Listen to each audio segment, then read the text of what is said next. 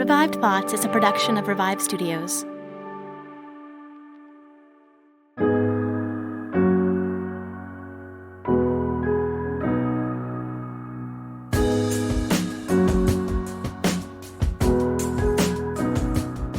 This is Troy and Joel, and you are listening to Revive Thoughts Deep Dive, Knights Templar Part 2. Knights Templar Part 2, Troy. Dear listener, they might be going back to back, so they might have just listened to Knights Templar Part 1, although it's probably been a hot second for them, as it's kind of been for us. We put down the script, we're picking it back up, and we got a lot of setup. You told me all about how the Knights Templar came to be. Their emerged to popularity, kind of dispelled a few myths about, I don't know, just to clarify, our Knights Templar are not Freemasons, but the Freemasons kind of steal some stuff from the Knights Templar. Yeah, I think you said you're going to get into this episode. We will talk about it. There's not actually an absolute ton to say about it. And the way I said it to you off air is that it basically, the Knights Templar had no idea what a Freemason was. There's no evidence that they overlapped at all. But the Freemasons definitely knew what the Knights Templar were, and so they put on their costume, they put them in their play. But the Knights Templar are being used, not against their will, but very much against their will. I don't think they would have been okay with what the Freemasons were all about at all. And so that's the association. It's not intentional from the Knights Templar side of things, but it is unintentional. But it is intentional from the Freemasons. Let me ask you questions just to kind of refresh the lay of the land here. What era are we primarily operating in? Yeah, no problem. Think your classic medieval Europe. Imagine knights, imagine the peasants, imagine kings and queens making all the decisions. We're before the Reformation. We're, in fact, just a little bit before Joan of Arc. This kind of overlaps a little bit with her story, just a hair. But this is the era we're talking about. This is your armies, your high Catholic popes are making decisions, and everybody in quote-unquote Christendom is following. This is the era, and it's an era that we're very unfamiliar with. It's an era that we're very unfamiliar with this era. Most of us are unfamiliar with anything a pope saying mattering to us pretty much at all. And most of us are very much unfamiliar with living under a king and queen. Certainly nobody is familiar with it in the medieval sense. We know about wars in the Middle East, but the idea of conquering them for Christianity is far removed from anything we see today. I mean, they're just a different world. And then add on top of that, those differences, the Knights Templar, which are so far removed even from their own world that to us, I was talking to a friend of mine, they almost are like aliens. Like they almost seem like they come from another planet. They're just so out there. They're the elves in Lord of the Rings. All the humans and stuff are doing one thing, and then you look over and the elves are like wandering off in a caravan. You're like, what are you guys doing? Like they're just completely beating to a different drum than everyone else. Yeah, and you mentioned there were Knights Templars that helped in the Crusades, and that it was. Am I remembering this correctly? In that the cross on the knight's armor, like that robe, that dressing was them that popularized that. Yeah, so the Pope demanded it, I think around the year 1150 or so. He basically was like, that's the costume, that's the look we're looking for. And the big red cross, when you picture a Crusader, if you put Crusader into Google Images or you ask a ChatGPT to make you one, that's the picture you're going to see, is almost certainly actually a Knights Templar who is crusading at the same time. And furthermore, not only are you going to see that classic Knights Templar Crusader picture, but like they are so intertwined. And I didn't mention this too, they became popular and powerful so incredibly fast. I mean, the Crusades happened in 1096 to 1099, the very first one. They are founded around 1117, and by the 1140s, they are this unstoppable military force of about 1,000, maybe 1,500 people.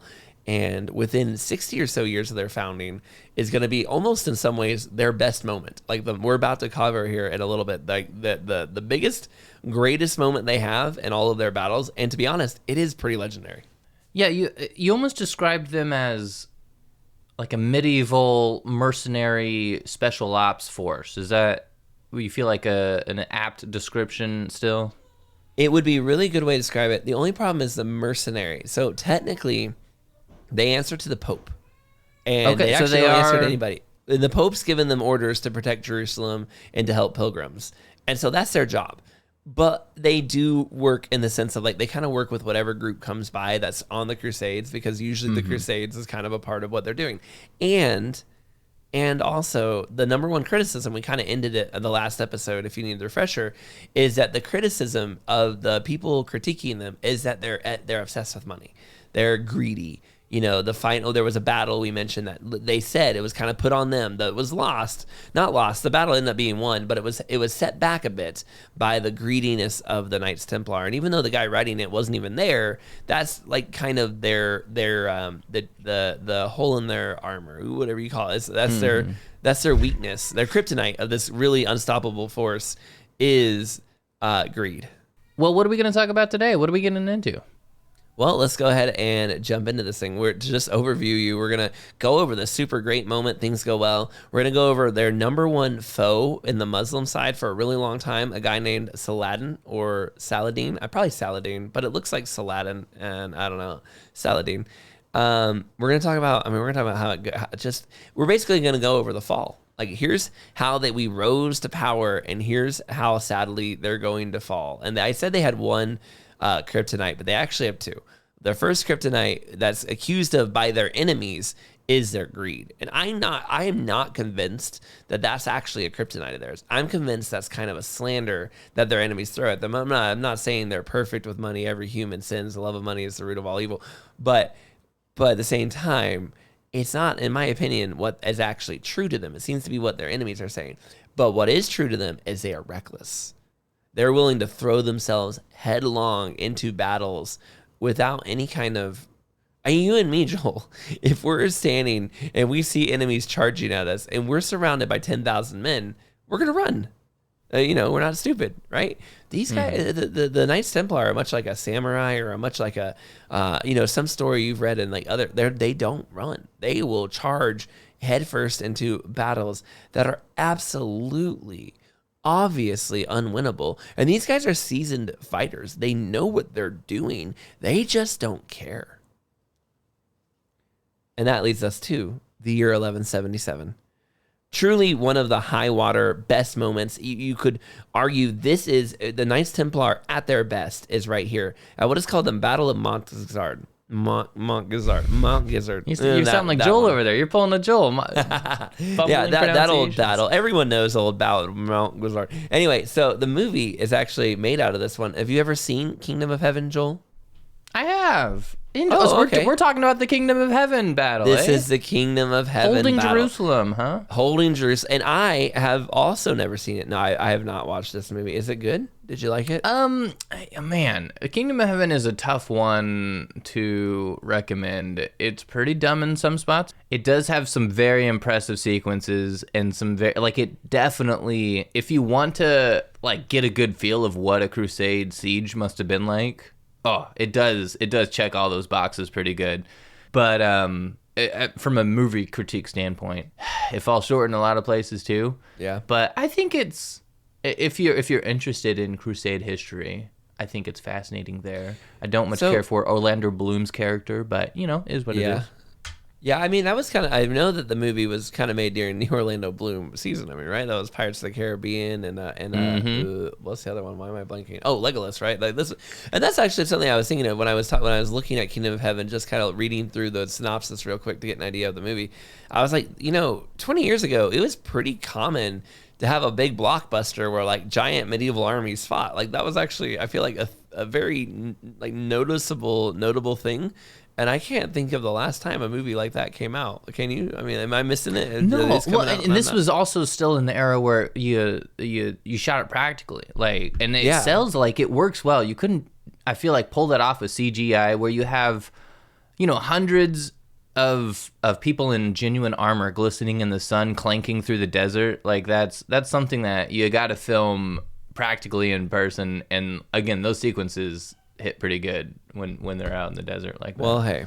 So if you have seen the movie, I've heard all kinds of mixed reviews. So I don't want to give it any kind of official overall, I think it's pretty, there's a love story in it that I think is pretty dumb and kind of ruins it for me. I will say that love story in Pearl Harbor, another historical kind of style movie.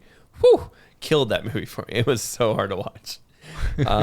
But I also know people who really like that. Okay, we're way off. The leader of the Muslim side, though, this is the era we're talking about, is Salat. Oh, why am I struggling with this name today? Saladin. And for the first time in 200 years, the Muslims are united. Now, up until this point, the Muslims have been all split up, fighting each other, and that's made it easy for the Crusaders to kind of come in and start cleaning up. But they're united. Now, they're not united because they all came together and said, let's kill the Christians. That was not on their radar. They didn't see the world that way, and they wouldn't see the world that way for a long time. But marriages, intermingling, all that kind of stuff, they were united. But the new guy who was uniting them, Saladin, was kind of in a very dicey situation. He was a Sunni trying to run Shiite lands, and in the Muslim world, that's a very dangerous situation, bringing all these people under one kingdom. So his idea, which is pretty smart, why don't I make an enemy that I can unite us all around? And the enemy he united them all around was the obvious Christian kingdom in the world, right? If all the Muslims are kind of not sure if they like you, we'll point them towards somebody who's not Muslim. And that was the Christian Crusader states that has shown up, 60 years ago, and it kind of been a thorn in their side anyway. And so he made them his target. And this is where you really start to see the beginnings of Muslims against Christians in a united kind of front. The Christians have been claiming these lands for Christ since 1095. And by the way, if you were living in Spain or Portugal at this time, you would definitely push back and say, excuse me, the Muslims have been over here for hundreds of years. But in the Middle East, they really just treated the Crusader states like rival kingdoms, mercenary states. But this is when they start to use the phrase jihad. They start to use the phrase holy war. And Saladin is going to kind of kick into this kind of idea that this is a religious war between these people. Now, the king of Jerusalem had recently attempted his number 5 attempt to conquer and liberate Egypt, and had died doing so. And who hasn't? Come on. Who hasn't done at least 5 attempts to reclaim Egypt? I'm not even sure why he's trying to claim Egypt. He's got Jerusalem in the Middle East, but he was going after Egypt on top of that. And the new king of Jerusalem, Baldwin IV, is a 16-year-old man. He has a 16-year-old man. He's a 16-year-old guy, a boy. He's got no fighting experience, and he has leprosy. So he's not exactly in a position of strength to deal with this new united Muslim empire. On top of that, he's reached out to the West for help. And a count from Flanders, which is over by Belgium, like over next to where the Netherlands and Belgium they all used to be kind of united over there. And this guy comes over, and that's a long ways away. So you're thinking, oh, good, he's got some help. Somebody from the West showed up. Well, no. This guy travels all the way across the world to meet with this Baldwin IV. And when he gets there, he says, hey, I'm here. Whatever lands I conquer, I'm adding them to my territory. And the kingdom of Jerusalem and the Byzantines go, no, we fight these lands. We hold these lands. You help us out. You're not in here. We're not setting up yet another kingdom over in the Crusader states. You either work for us or you don't. And the guy said no. So he took some nobles. He hired a bunch of armies out of Jerusalem. He started marching north and decided, I'm just going to go get in a war with the Turkish people. And so not only did this guy who came to help them not help them, he also made them weaker by taking a big force out of Jerusalem. So they now have less help and are weaker than when they started. If they had not asked for any help, they would have actually been in a stronger position. Saladin is bringing an army. He's on the way. And between Jerusalem and Egypt is one of the Knights Templar's largest forces holding down a fort. And for them, a large force is 300.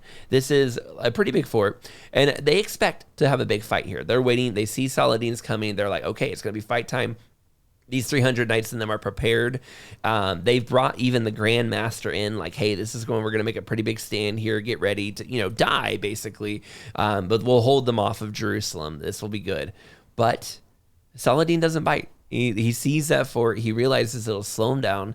He realizes it's not going to be a fun fight for him. So he just he bypasses it, which is so kind of weird. Like to think that a big king and army can just kind of go like, no thanks, I'm going to just kind of walk around that fort and go fight somewhere else. But that's what he does. He leaves the Knights Templar completely alone. He's interested in Jerusalem. He doesn't want to deal with those guys right now.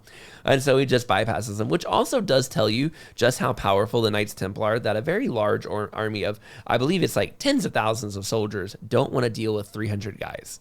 They're like, we'd rather do anything but deal with those guys right now. On top of this, as the poor king of Jerusalem, to add more insult to injury, like as the final days of this siege is about to happen, his best advisor, his oldest military helper that's over the land, dies of illness. And so the king is literally left with nothing. He takes his 300 best knights, maybe his only knights, and he tries to ride out to a town called Ascalon, the one from the end of the last episode, actually. And he's like, I'll make my stand here. I don't want to fight in Jerusalem. It's too dangerous. Too many people will die there. Build up a defense behind us, but we'll try and hold them off at Ascalon for a while. Well, Saladin doesn't bite the bait there either. He's pretty smart. He puts a little army around Ascalon, and then he goes ahead and moves on to Jerusalem. He's not going to give the king an honorable, final stand battle. He's just going to go take Jerusalem while the king's in this little town off to the side. But that's where he actually makes his mistake.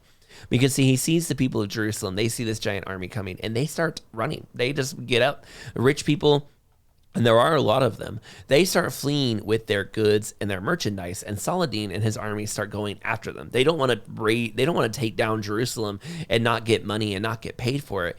And as the army starts kind of splitting up and splintering, the army becomes weak around the king. And so the king rides out of Ascalon, meets up with the Knights Templar, and says, hey, there's not a lot of us. Your 300 knights, our 300 knights, but together, if we just go charge Saladin and we grab some Christians along the way, who knows, right? Who knows? And the Knights Templar are all about it. They have also gathered some more men. At this point, there's about 500 of them. And so together, this king with his knights and the Knights Templar with their knights, they charge.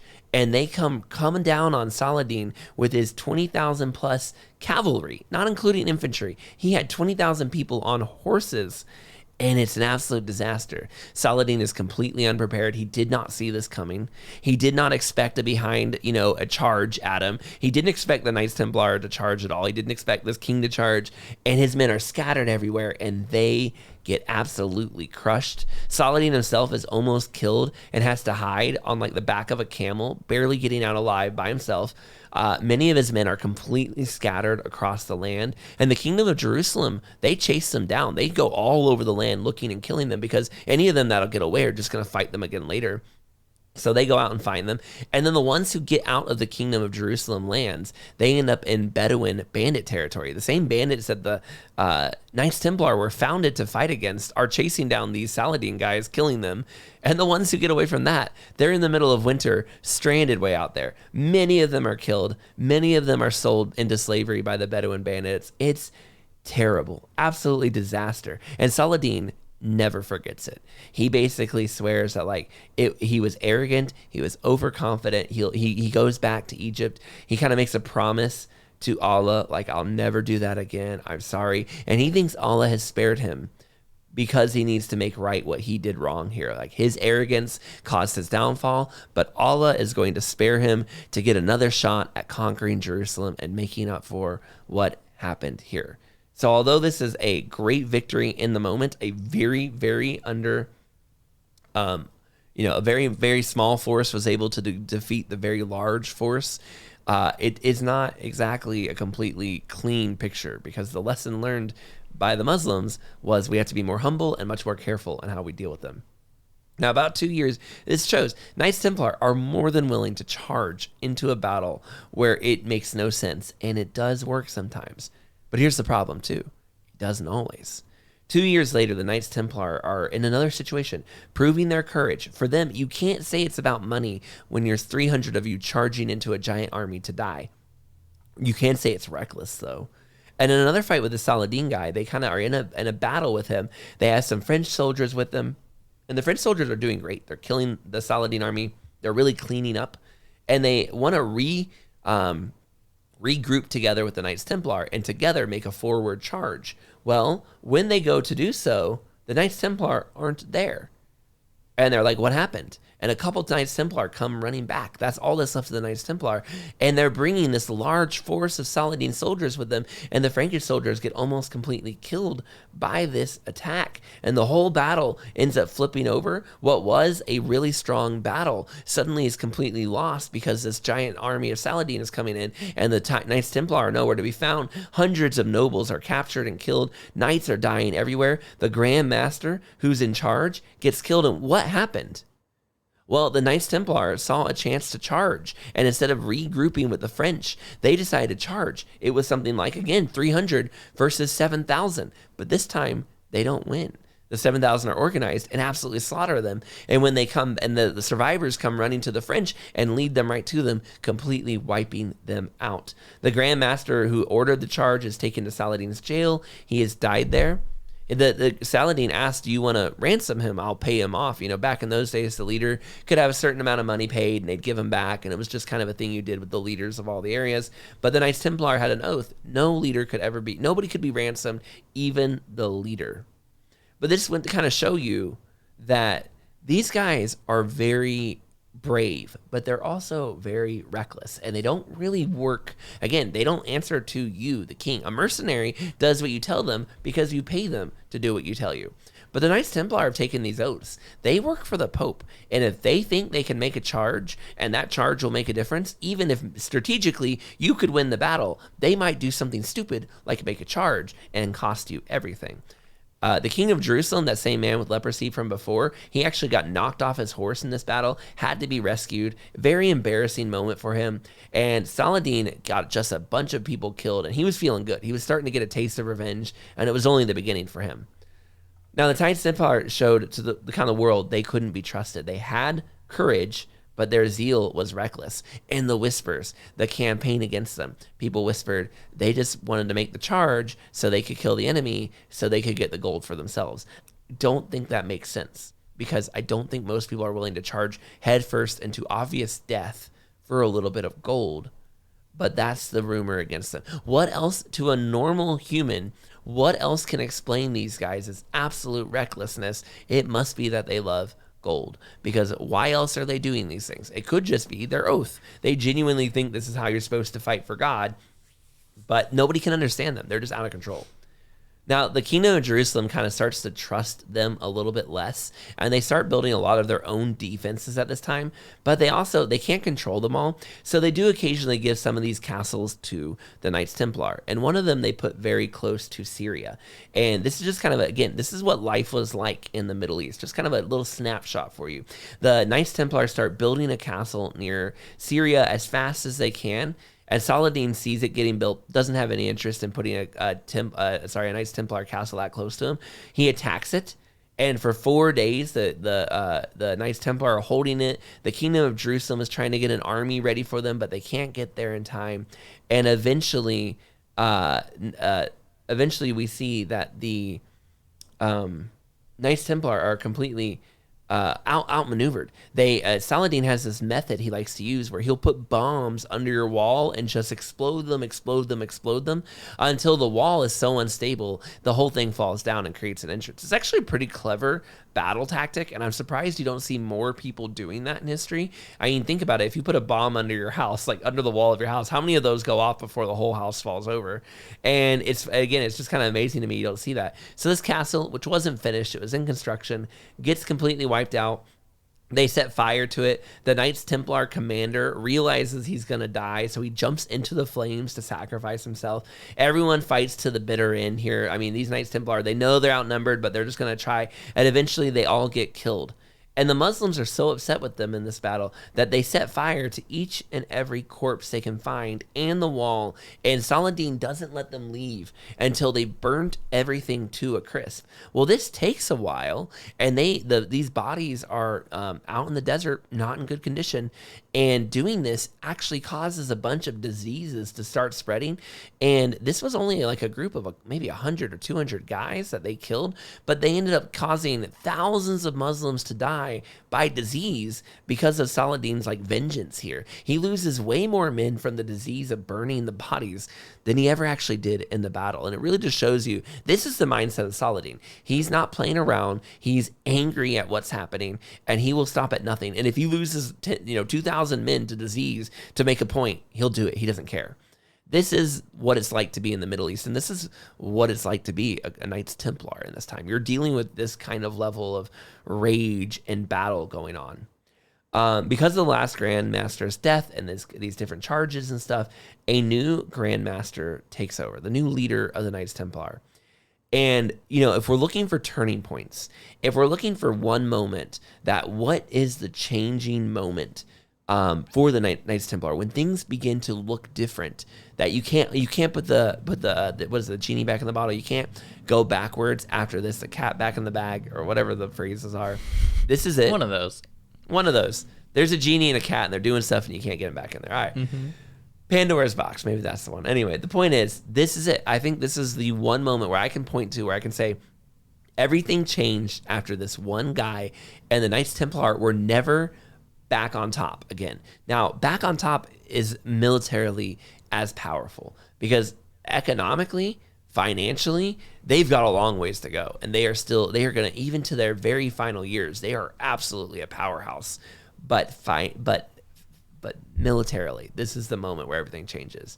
This guy's name is Gerard, and Gerard, he was moving up the ranks through the Crusader states. He was looking like he was going to be the king of one of these little countries. He was going to marry the daughter of one of these guys, and it was set. He was set to be the new king of one of these little fiefdoms, when the guy's father changed his mind, decided to marry the daughter off to someone else, and this guy got nothing. His whole army, his whole everything just fell out from underneath him. And right afterwards, he got absolutely very intensely sick, and it took him a long time to recover. And he said that after that, I'm going to go pledge myself to God. Okay. I kind of get the vibe that this guy was a rank riser. He wanted power. He wanted to be on top. And when he couldn't get the fiefdom, he went over and tried it out with the Knights Templar. Maybe not, though. He does some things that don't make a lot of sense if you're just trying to do it for the glory, but maybe he did. Either way, maybe he did. Maybe he did have a real conversion experience when he got that sick after all those things. Maybe. But regardless, he joins the Knights Templar, and he starts rank climbing again. And within only 4 years of being in the Knights Templar, he becomes the new Grand Master. Now, part of that is because the Knights Templar had a rough 4 years, and a lot of people had died in charges, and that was probably explaining some of his extreme meteoric rise to fame. Part of it too was just he was a good guy. You felt comfortable handing the reins over to him. Gerard, very foolishly, within days of taking over, he sees Saladin's son's army going by, 5,000 men, takes 100 Templar knights with him, charges them, and you can imagine how that goes. Absolutely crushed. The Grand Master of the Knights Hospitaliers, the other group that we mentioned that's there, he also charges with the Grand Master of the Knights Templar. He gets killed. All his men die. Gerard is among a handful of survivors of this charge. This did not stop Gerard. He did not make him rethink his way of doing things even a little bit, because the very next time Saladin goes by with an army, you'll never guess, Gerard decides, hear me out, to charge them. Now that makes no sense. Saladin enters the Kingdom of Jerusalem ready for a war, but the Kingdom of Jerusalem, they have water.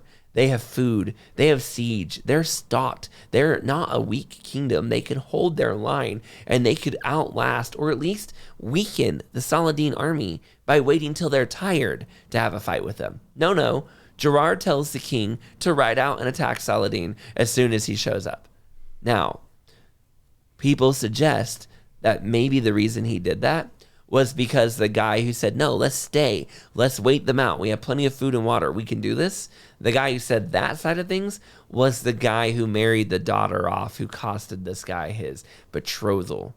And if that's true, if this Knights Templar Gerard was, being swayed by the fact that the other side was the guy who made him bitter about that marriage, A lot of people are going to die out of spite here, out of just trying to prove the other guy wrong. But these are the Crusader states, and those little prideful personality tiff for tiffs are just as much a part of these battles as any numbers on the ground. And they are just as much fighting each other for personality and control and fame as they're fighting the Muslims in these wars. They go to battle. The Knights Templar have 140 knights, and they charge a Saladin knight of 7,000. Now, some scholars are like, no, that number's too high. It was 700. What? It was probably 7,000. But regardless, they lose. 3 people survive, one of which happens to be Gerard. And at this point, you're kind of wishing Gerard would just go ahead and die. At most, Jerusalem never had more than about 1,200 knights at a time. It just wasn't they never really had a strong grip on the area. The entire time Jerusalem is there, it just feels like they're hanging on by a thread.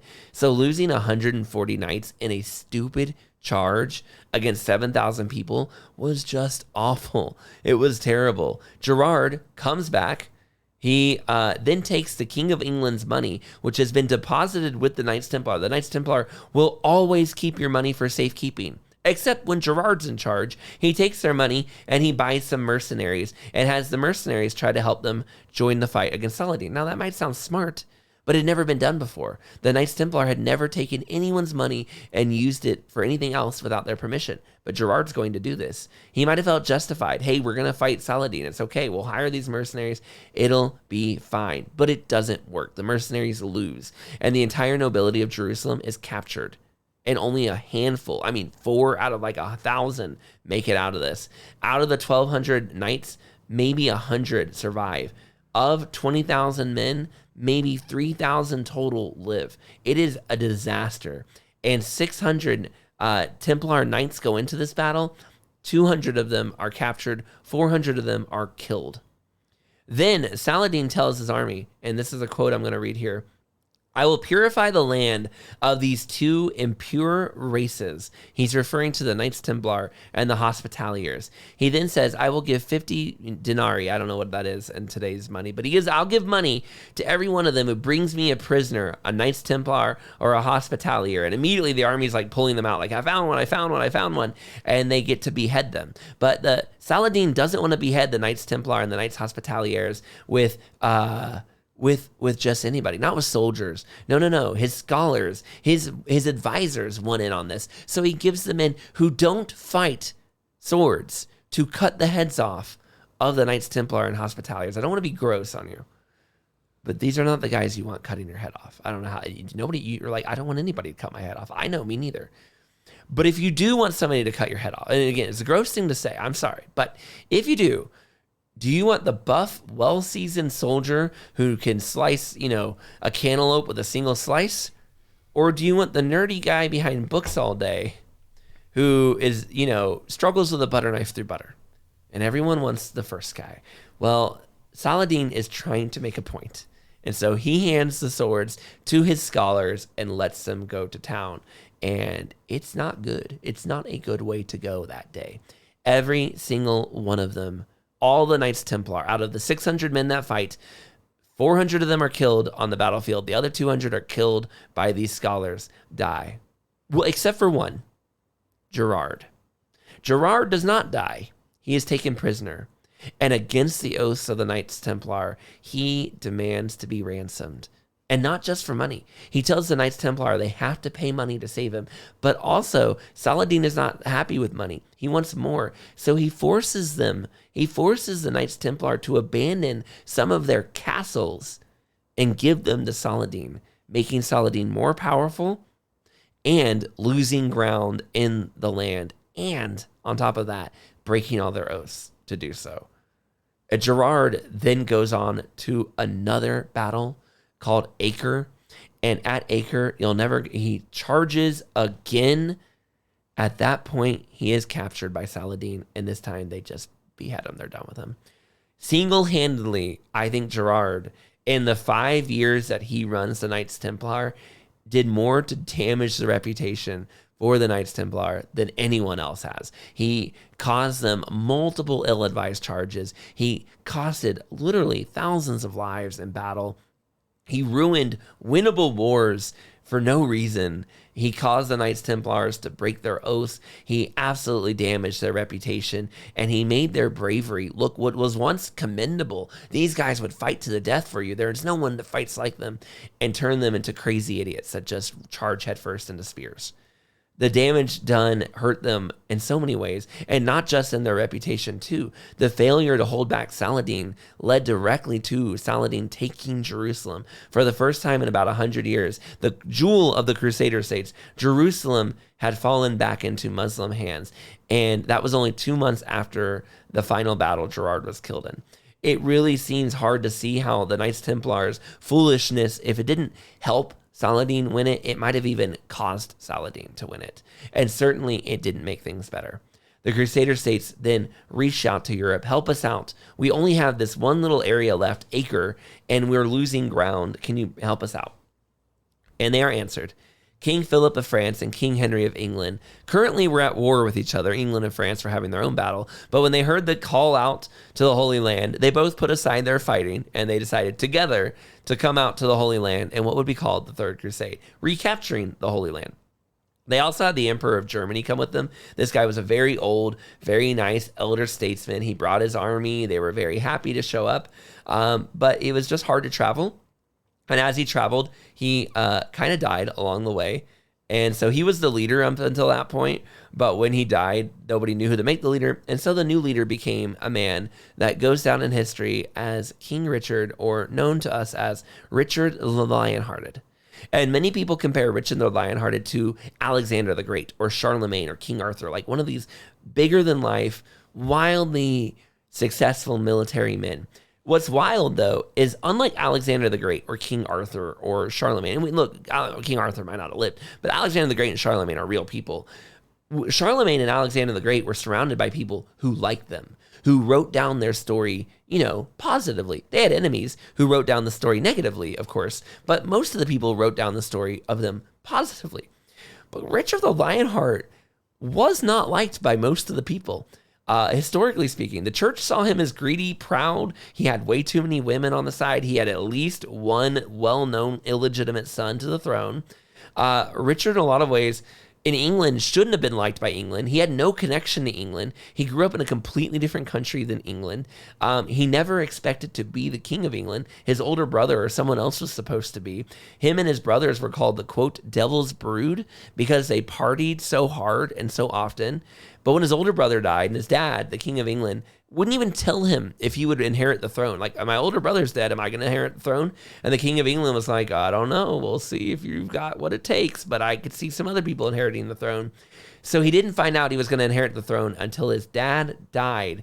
At that point, King Richard the Lionheart was 32 and had hardly ever even visited England.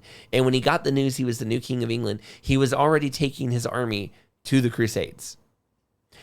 So that's like, English shouldn't have really had a strong reason to like this guy. I mean, imagine if imagine Abraham Lincoln or the famous historical leaders in America had spent his entire life in Canada, right? Like, it just doesn't sound like something that would actually happen. And it's hard to imagine that person being associated in a positive way. The Enlightenment, when they rewrote the histories, they did not like Richard because he wasn't very close to England, and because they didn't like the Crusades, and because they just didn't really like this guy that was larger than life. Yet somehow, and recent historians, David Hume in the 1800s called him, quote, bad son, bad king, and bad husband. His reputation has been attacked by everybody. Because of the way he lived and died, King John, who would have to sign the Magna Carta, limiting the rights of kings forevermore, and the story of Robin Hood was against King John. All of this hurt his reputation. Well, King John came because of King Richard the Lionheart. So again, another problem with King Richard. The church ripped his reputation throughout the ages, and the kings of Germany and France didn't write very light. They didn't really like Lionheart either. Yet, despite the fact that everybody seems to dislike this guy, he is one of the most popular kings in all of English history. Everyone has heard of this guy. He's well known and he's loved. Somehow, despite nobody liking him, he's one of the most famous and most liked kings. How did this happen? One of the things people didn't like about him was they said he was arrogant and snobby, just like other nobility. But unlike other nobility, he really wasn't that snobby.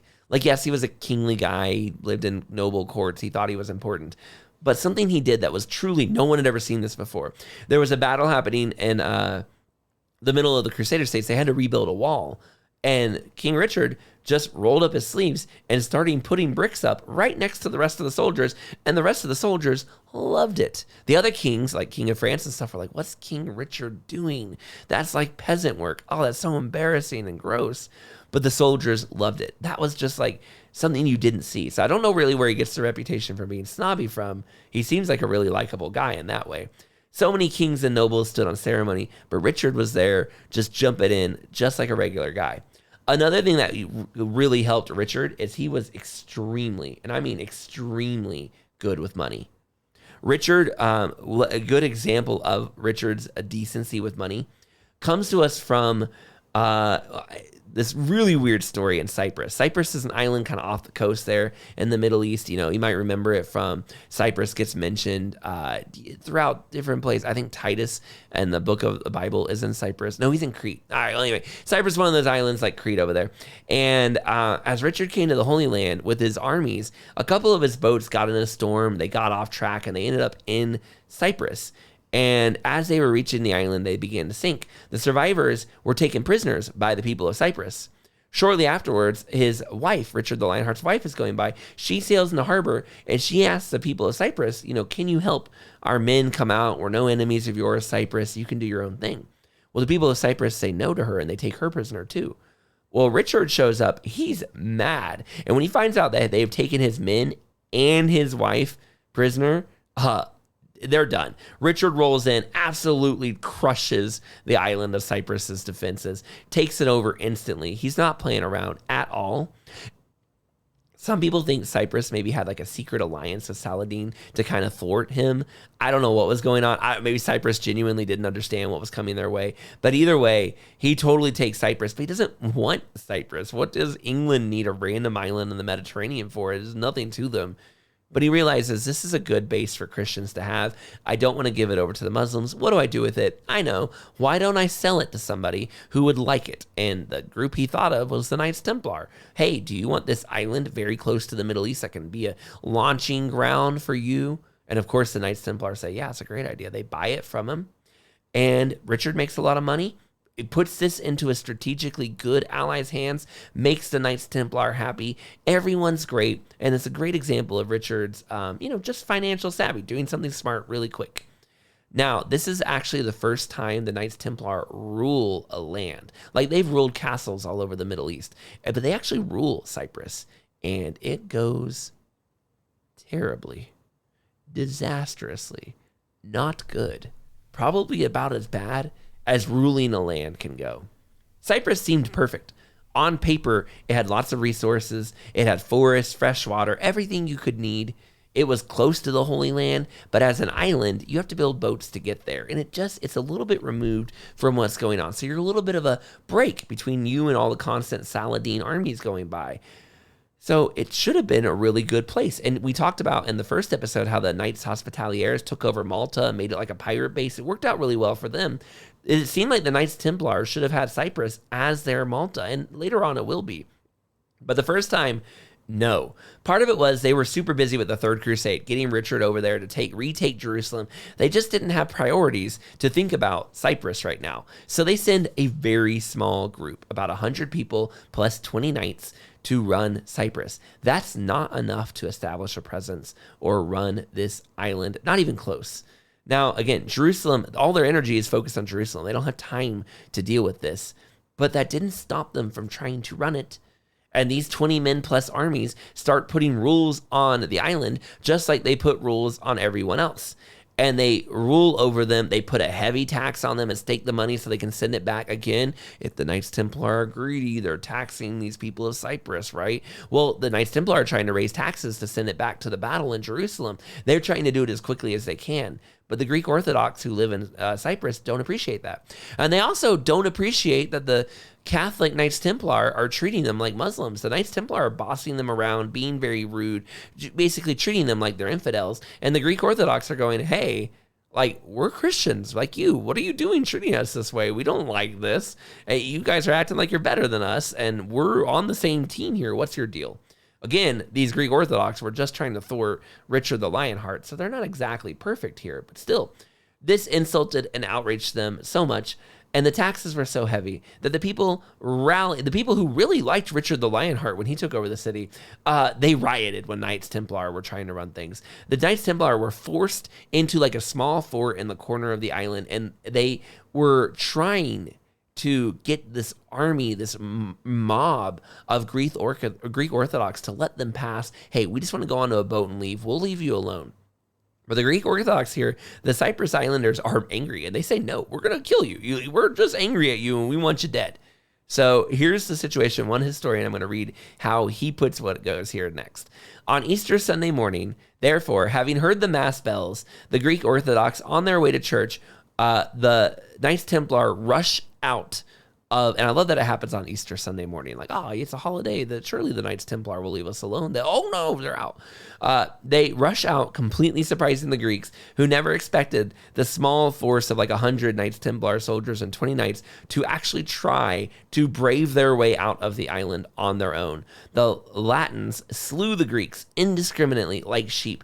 The mounted Templars rode through the town, just shoving their lances into anyone in their way. The streets ran with blood. The Templars rode through the land, sacking villages, setting things on fire, making a run, fleeing to the mountains, getting to their port to safety. I don't know if it happened exactly like that. That's what the historian said. But boy, that's a wild and dramatic story.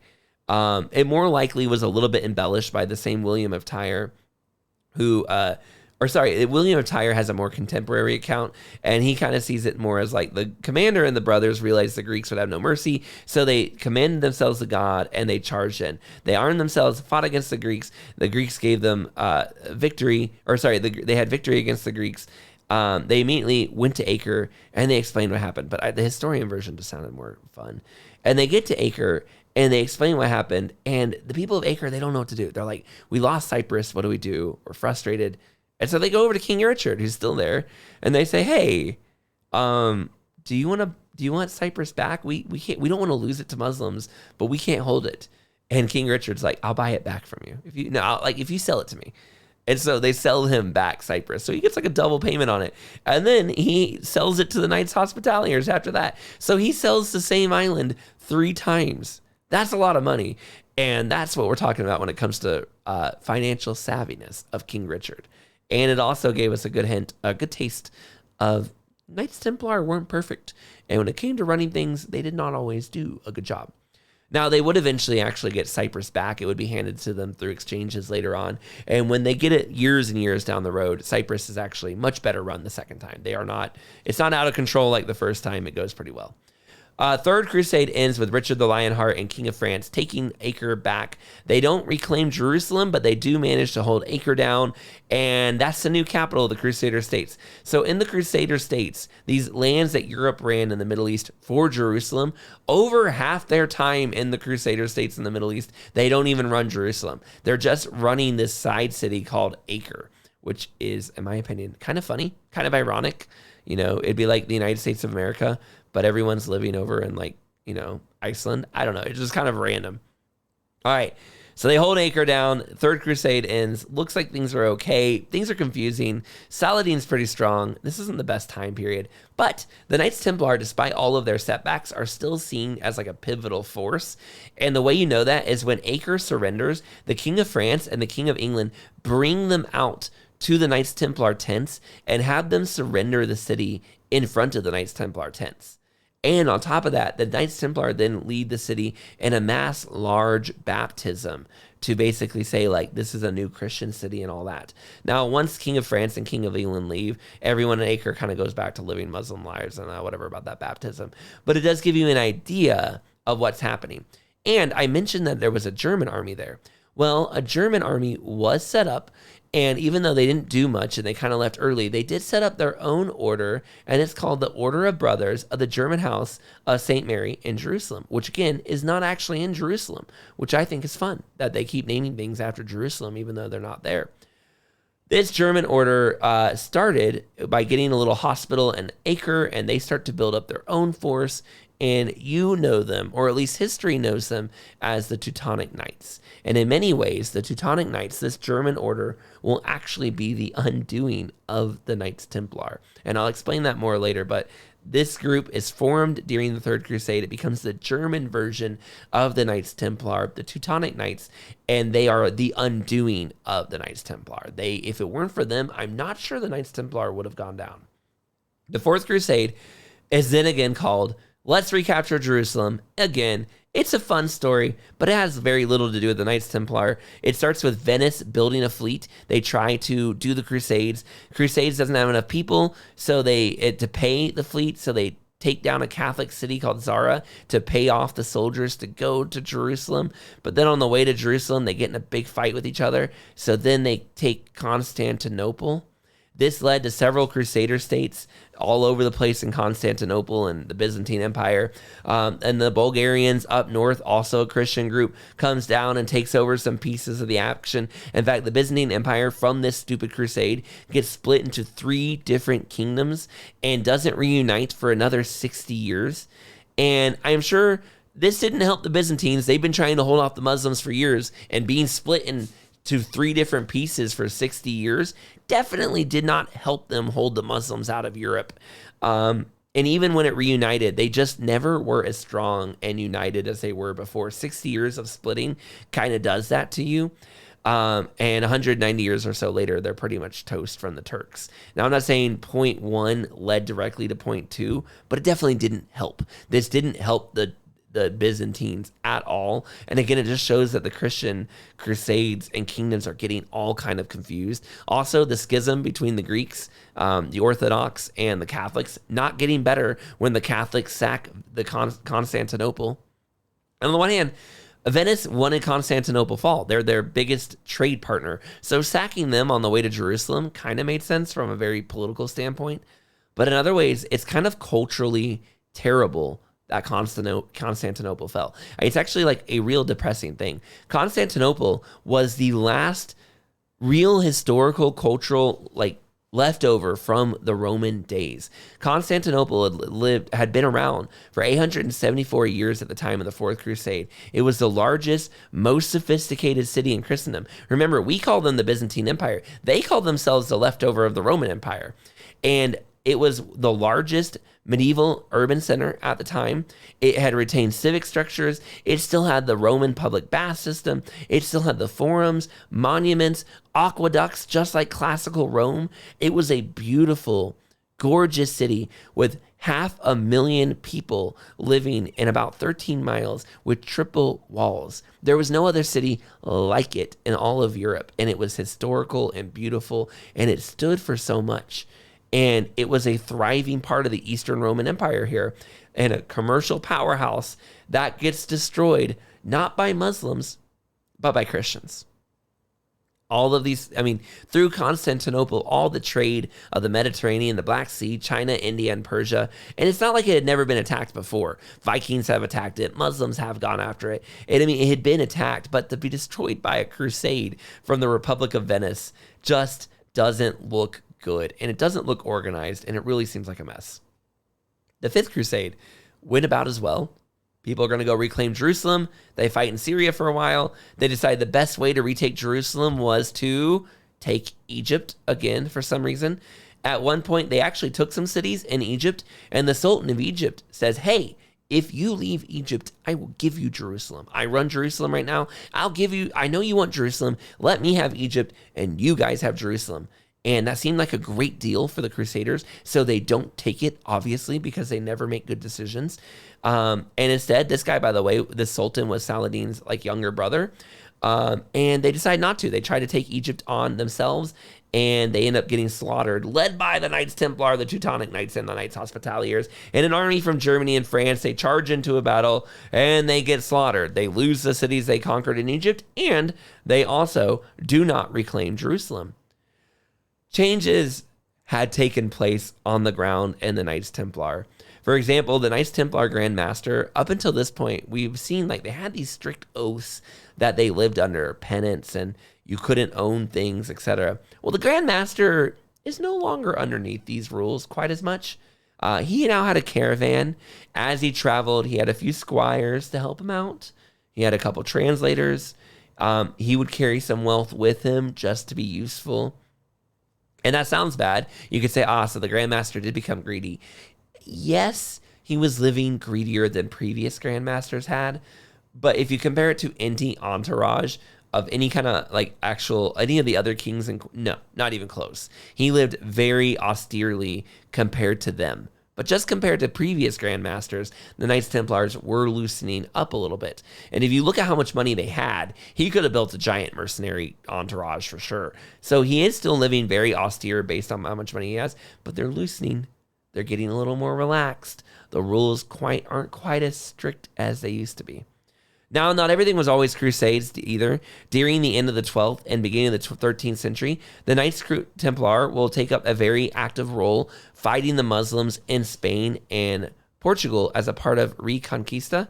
And this is a huge, important part of what the Templar are doing. And we think of them in the Crusades with their shields, but they're over there in Spain and Portugal, taking back Spain and Portugal from the Muslims as well.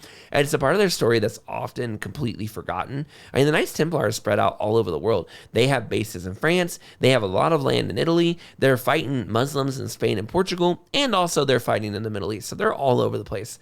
We will cover them a little bit when we look at the dissolution because it is important what happened to them. In fact, world history is shaped by the Knights Templar in Portugal and Spain, but one step at a time. But it's just something worth mentioning. At any one time, 10% of all Knights Templar will be serving in different battles. And in those battles, it's not uncommon for every single Knights Templar to die, as you've seen in their charges. But all the other 90% of the Knights Templar are serving in secondary roles. They're overseeing funds. They're watching over estates. They're helping pilgrims kind of come and going.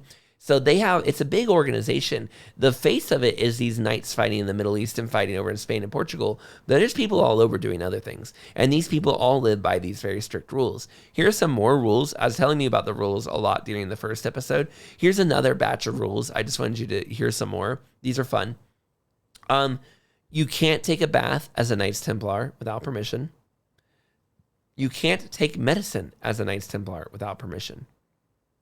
You couldn't adjust your armor or your weapons or your stirrups without permission. I imagine in battle that was loosened up a bit. Like, I can't imagine he was like, I need to clean off my blade, permission, Grandmaster. But I mean, still, the fact that that rule exists at all is pretty crazy if you ask me. I mean, you're wearing armor and you can't adjust it. You can't sleep around with women. That makes sense. But we talked about in the first episode how you weren't allowed to hug your parents. There's even more, though. If you overheard a guy talking about women, just talking, like, oh, that's a pretty girl or something. My sister, is getting married and she's quite a beauty. You had to tell him, no, stop. I can't listen to that. If he doesn't silence, you have to walk away. That is a rule on the paper. If a guy keeps talking about, you're at a restaurant, I guess, I don't know if they did restaurants, but if you're somewhere and someone over nearby won't stop talking about a girl, his wife or whatever, you got to walk away. They had strict rules on how to hang their clothing and how to put their armor on. You had to put it on and do it exactly. Dry your clothes off, you got to do it exactly the way they tell you. If you have armor and a horse, so let's say you are a nobleman and you come and join the Knights Templar. If you had armor and a horse, at any point, the Grandmaster can look at you and tell you to give it away, and you have to do so without complaining at all. You couldn't keep a letter from home. If home writes you a letter, and I imagine if they're writing you a letter, it's probably important, like your younger brother died of plague or something like that. Well, if they write you a letter from home, you aren't allowed to keep it. But you can ask a brother to read it to you, which I think is, again, crazy. You had to explain every bit of money on you at all times. So if you're carrying money, you have to explain where you got it from, what you're planning to do with it, and why you're holding on to it. If you have money on you when you die, and it's not the amount of money they thought you should have, so you're less for some reason and no one can explain it, it looks like you spent some money on yourself, or you're more for some reason and they don't know where you got it from, you were considered a wicked man who had broken your oath. And they would no longer treat you like a Knights Templar. They would disown you. Which, by the way, okay, if they're greedy for money, It's definitely not the average Knights Templar guy, because that guy, if he has an extra gold piece on him that no one could explain, he's considered guilty and wicked. So if there's greed in the Knights Templar, it's only at the top. It's definitely not a part of the middlemen or the bottommen, because their oaths are swearing off all money. You have to keep a candlelight on at all times of the night, if possible. I'm not sure why. You should sleep fully clothed at night. They're in the desert. I guess it does get cold in the desert, I've heard, but still. In battle, you can only charge when told, but you must charge when told. You must always keep the banner flag waving. If you save someone's life, you're not allowed to mention it or brag about it. Those are tough rules. Imagine saving someone's life in battle, and you're not even allowed to tell anybody. You have to just keep it to yourself. I guess that would make you pretty humble, but that would also be really hard to do. I'm going to be honest with you. If I save your life in battle, I feel like people will hear about it. I feel like there'll be some stories. You're not allowed to do that. And you must charge when told, which means if it's overwhelming that you're going to lose this battle, but the Grandmaster says, charge, you have to, even though you know you will die. You're expected to share food, but you aren't allowed to hunt. You could gamble, but only with tent pegs and candles because they were considered valueless. You were not allowed to play chess or backgammon, which they had back then. I knew chess was very old, but I did not know that backgammon was that old. But I've also never played backgammon, so I don't know much about it. However, you're not allowed to play as a Knights Templar. That chess, evil game that it is. On Maundy Thursday, it's an important part of the Easter week in the Catholic tradition. The Knights Templar master had to clean 13 poor people's feet until he could kiss them, and then give them clean clothing. When you were in trouble, you might be put in shackles, and you'd have to eat sitting on the floor in penance. I mean, this sounds like a cult. Where does the line between Knights Templar begin and the cult begin? Like, if you're in trouble, they shackle you and make you eat on the floor. And you could be in trouble for having a letter from home. That seems insane. If you leave for 2 nights, a brother is considered to have broken his oath for a year and is punished. Like, basically, he's not a brother in Christ anymore for a year till he's lived up through his punishment. If you leave for 2 nights, I don't even know what that means. I mean, if you travel, I don't know what's going on. You're allowed to leave for 1 night, though, which I find kind of interesting. By this point, the Crusades were kind of old hat. People were tired of them. It's been 120 years. Jerusalem has been lost for over 3 decades. Every attempt to reclaim Jerusalem since the Third Crusade has failed. The past couple of Crusades have been all over the place. Things are a mess. The Muslims had become quite united. They seem to have gotten stronger from all the fighting, not weaker. And the Crusaders just kept forming more new, tiny little kingdoms. It was getting really hard to justify all these failed crusades. But the Knights Templar were not having the same problems they were. Most of the reason was things were going well. Part of the reason the Fifth Crusade went so bad was the German Holy Roman Emperor, who had promised to be a part of it, did not end up getting to the Holy Land on time. This guy is weird. Every crusade has like one guy that's kind of the leader of it, Richard the Lionheart or whoever it is. And the fifth one, it's a guy named Frederick II. And he promised to do a crusade and return to Jerusalem to Christians in 1215. He was the king of the Romans, he had gotten the name of. He will end up being the king of Italy, Sicily, the Holy Roman Empire, Germany, and Jerusalem by 1225. So that's a lot of places he's kings under, basically by family alliances and stuff. Hence the king of the Romans. He runs the Holy Roman Empire, he runs Rome, and he runs Jerusalem. But how can he be a king of Jerusalem if you don't actually run Jerusalem? Well, he married the daughter of the king, thus becoming the king, right? That sounds like a good plan, but you rule a kingdom that you don't actually own, and that he doesn't like. So part of the reason he became king of Jerusalem was because of this marriage, but he wants to actually go own the land that he's the king of, so he asks the Pope permission for his 6th crusade, and the Pope's like, sure, go for it. Frederick gathers a large army, and by the year 1227, about 12 years after the 5th crusade he was supposed to go to, but couldn't, he's ready to set sail. Now, many of his men, though, caught the plague right off the bat, and it was a huge epidemic. Tons of his men died. Frederick himself almost died, But the Pope threatened to excommunicate him if he didn't go on the crusade. Hey, you didn't go on the 5th crusade like you promised you would. You're the king of Jerusalem. You've wasted years not going on this crusade. If you don't go this time, I'm excommunicating you. He's got plague. He just lost a bunch of men. This is not how you start a crusade. But he goes. One of his most important advisors also dies at sea of the plague while they're heading out. And he still gets excommunicated anyway.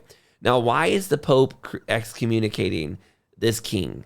It's not because the guy is sick and didn't go to the Crusades. The reason this guy is getting excommunicated is the Pope is making a bid for power. The Pope is trying to basically exert his right to, I'm ruling Europe, not these kings.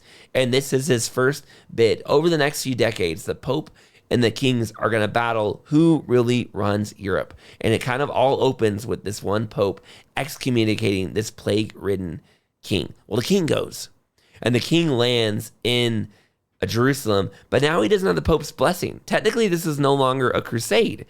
And further, he finds out that the Pope has been leading his troops into his lands in Italy and taking them back because they're no longer blessed by the Pope. And so his territories are wide open to attack. So as he's trying to take Jerusalem, he's losing land in Italy because of this stupid excommunication.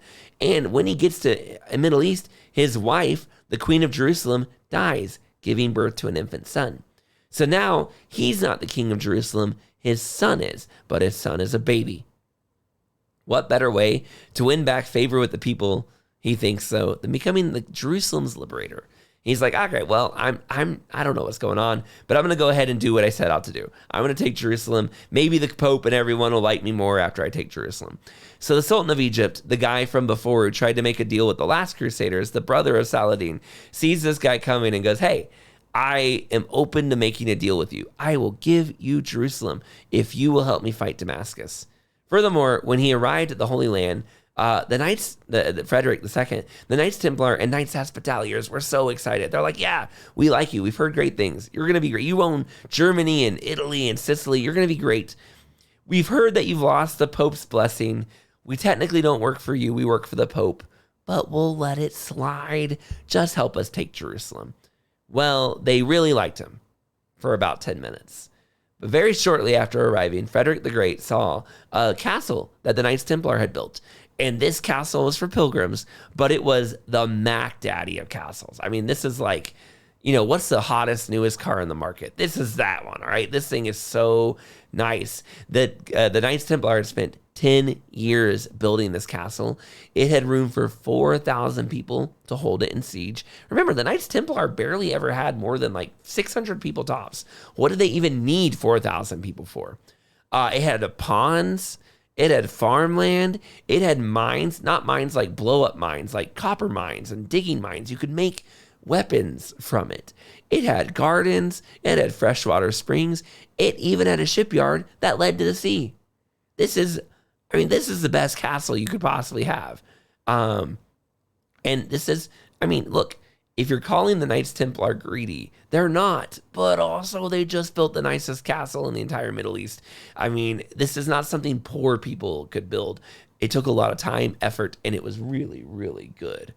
But also, this king wants it. He sees it. He goes, I need that. That's mine. You got to give it to me. And by the way, this fortress and all of the fighting and all of the land, it is never actually conquered. The only reason the Knights Templar gave it up is because they lost everything else, so they abandoned it. But it never actually got conquered by anybody. It's that good of a fortress.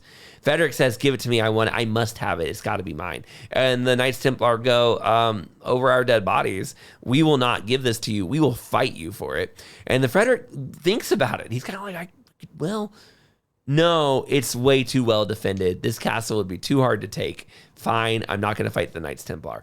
This does not make them happy. The Knights Templar and the Hospitaliers are immediately like, okay, who's this guy coming in here taking our castles from us? Also, he is excommunicated, so if we work too closely with him, the Pope might get mad at us. What do we do?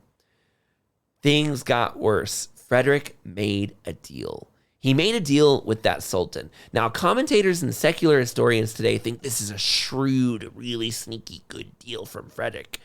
But it was a terrible deal from Frederick. It was awful. Christians were given control of Jerusalem for helping out the Sultan and some stuff. Okay, that sounds nice. But the deal said Jerusalem would never fully be run by Christians. It was loaned to them by the Sultan of Egypt for 10 years and 10 months. You could not do anything to refortify Jerusalem during that time. You could not rebuild the walls. You could not fortify the gates. You couldn't build extra castles. Nothing. It said none of the military orders, Knights Templar, Hospitaliers, none of them could reclaim their bases, castles, nothing. They couldn't enter the city for nothing. Nobody could go attack Egypt ever. And the Knights Templar were forbidden from going to the Temple Mount. The Knights Templar, named after the Temple Mount where they formed themselves, weren't allowed to go to the Temple Mount. In fact, the Temple Mount was declared forbidden to all Christians. This is the deal that this guy, Frederick II, made with the Sultan of Egypt to not attack Egypt and take Jerusalem. Not that you attack Egypt and also to take Jerusalem, not that Jerusalem's in Egypt.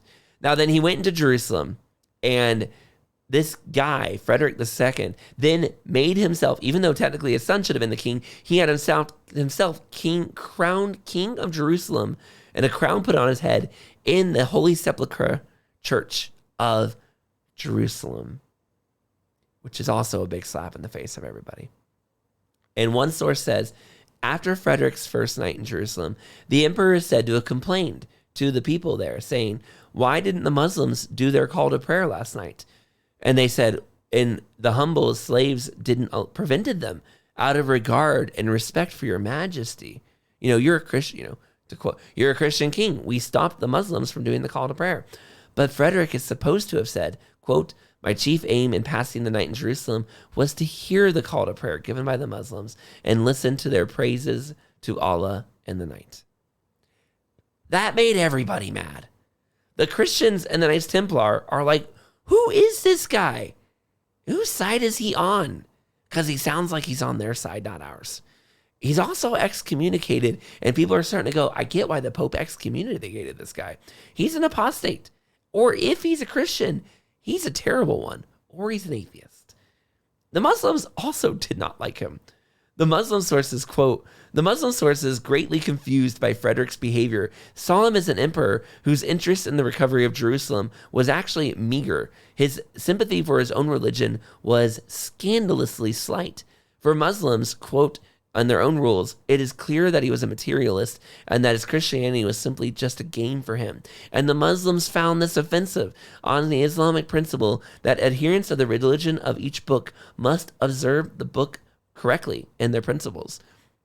So this guy's making the Knights Templar, the Knights Hospitaliers, the Christians mad at him. He's made the Pope mad at him, and he's making the Muslims even mad. The Muslims are going like, hey, like, we're not Christians, but we find it embarrassing how not Christian your guy is.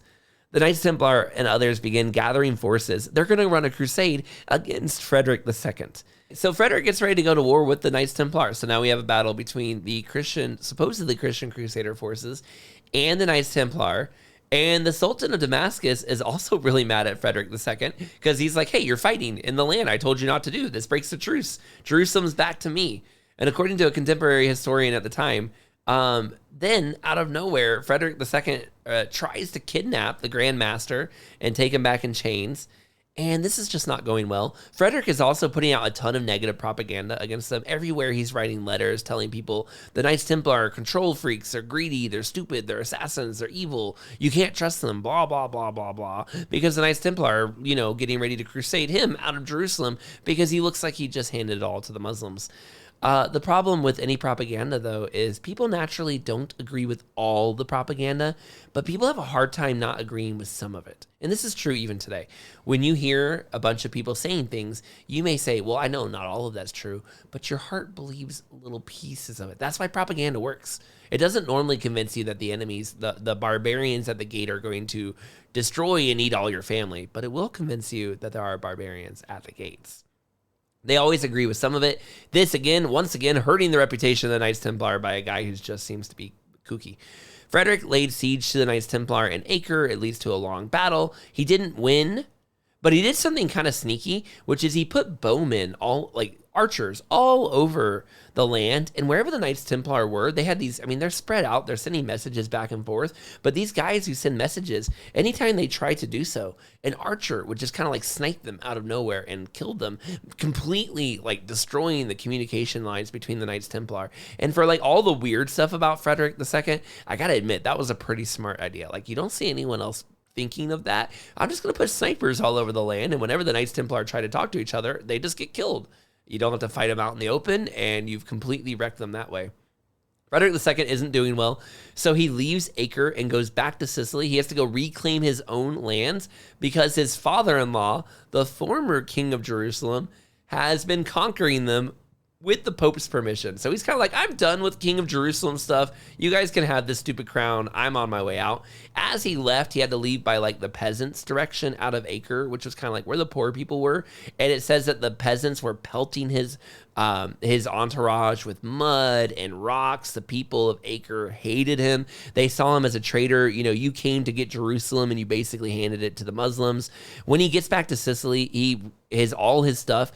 He does reclaim his lands, and then he goes and confiscates all the property of the Knights Templar as a revenge tour. So he takes a bunch of land from them in Italy and a bunch of land from them in Sicily as well. The Pope tries to get him to give it back. The Knights Templar are hey, this dude stole all our land. What's going on? The Pope doesn't get it back. For 10 years, Frederick II keeps it. And eventually he gets excommunicated a second time because he won't get the Knights Templar their stuff back, which I don't really understand how excommunications work and how you can get excommunicated a second time and any of that. But anyway, this hurts the Knights Templar. The Knights Templar have land all over the world, but they no longer have any land in Sicily and Italy because of this jerk that they got into this big fight with. So that's the Sixth Crusade.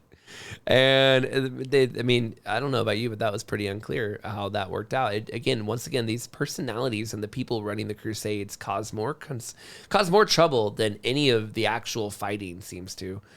The Sultan of Damascus, once an enemy of the Crusades, actually allies with the Knights Templar, and it's hey, let's go take the Sultan of Egypt down ourselves. We don't need Europe's help. We're tough Syrians, and we don't like Egyptians. You guys are the Knights Templar. We know you want Jerusalem. You can have Jerusalem. We'll take down the Sultan of Egypt, and everyone's happy.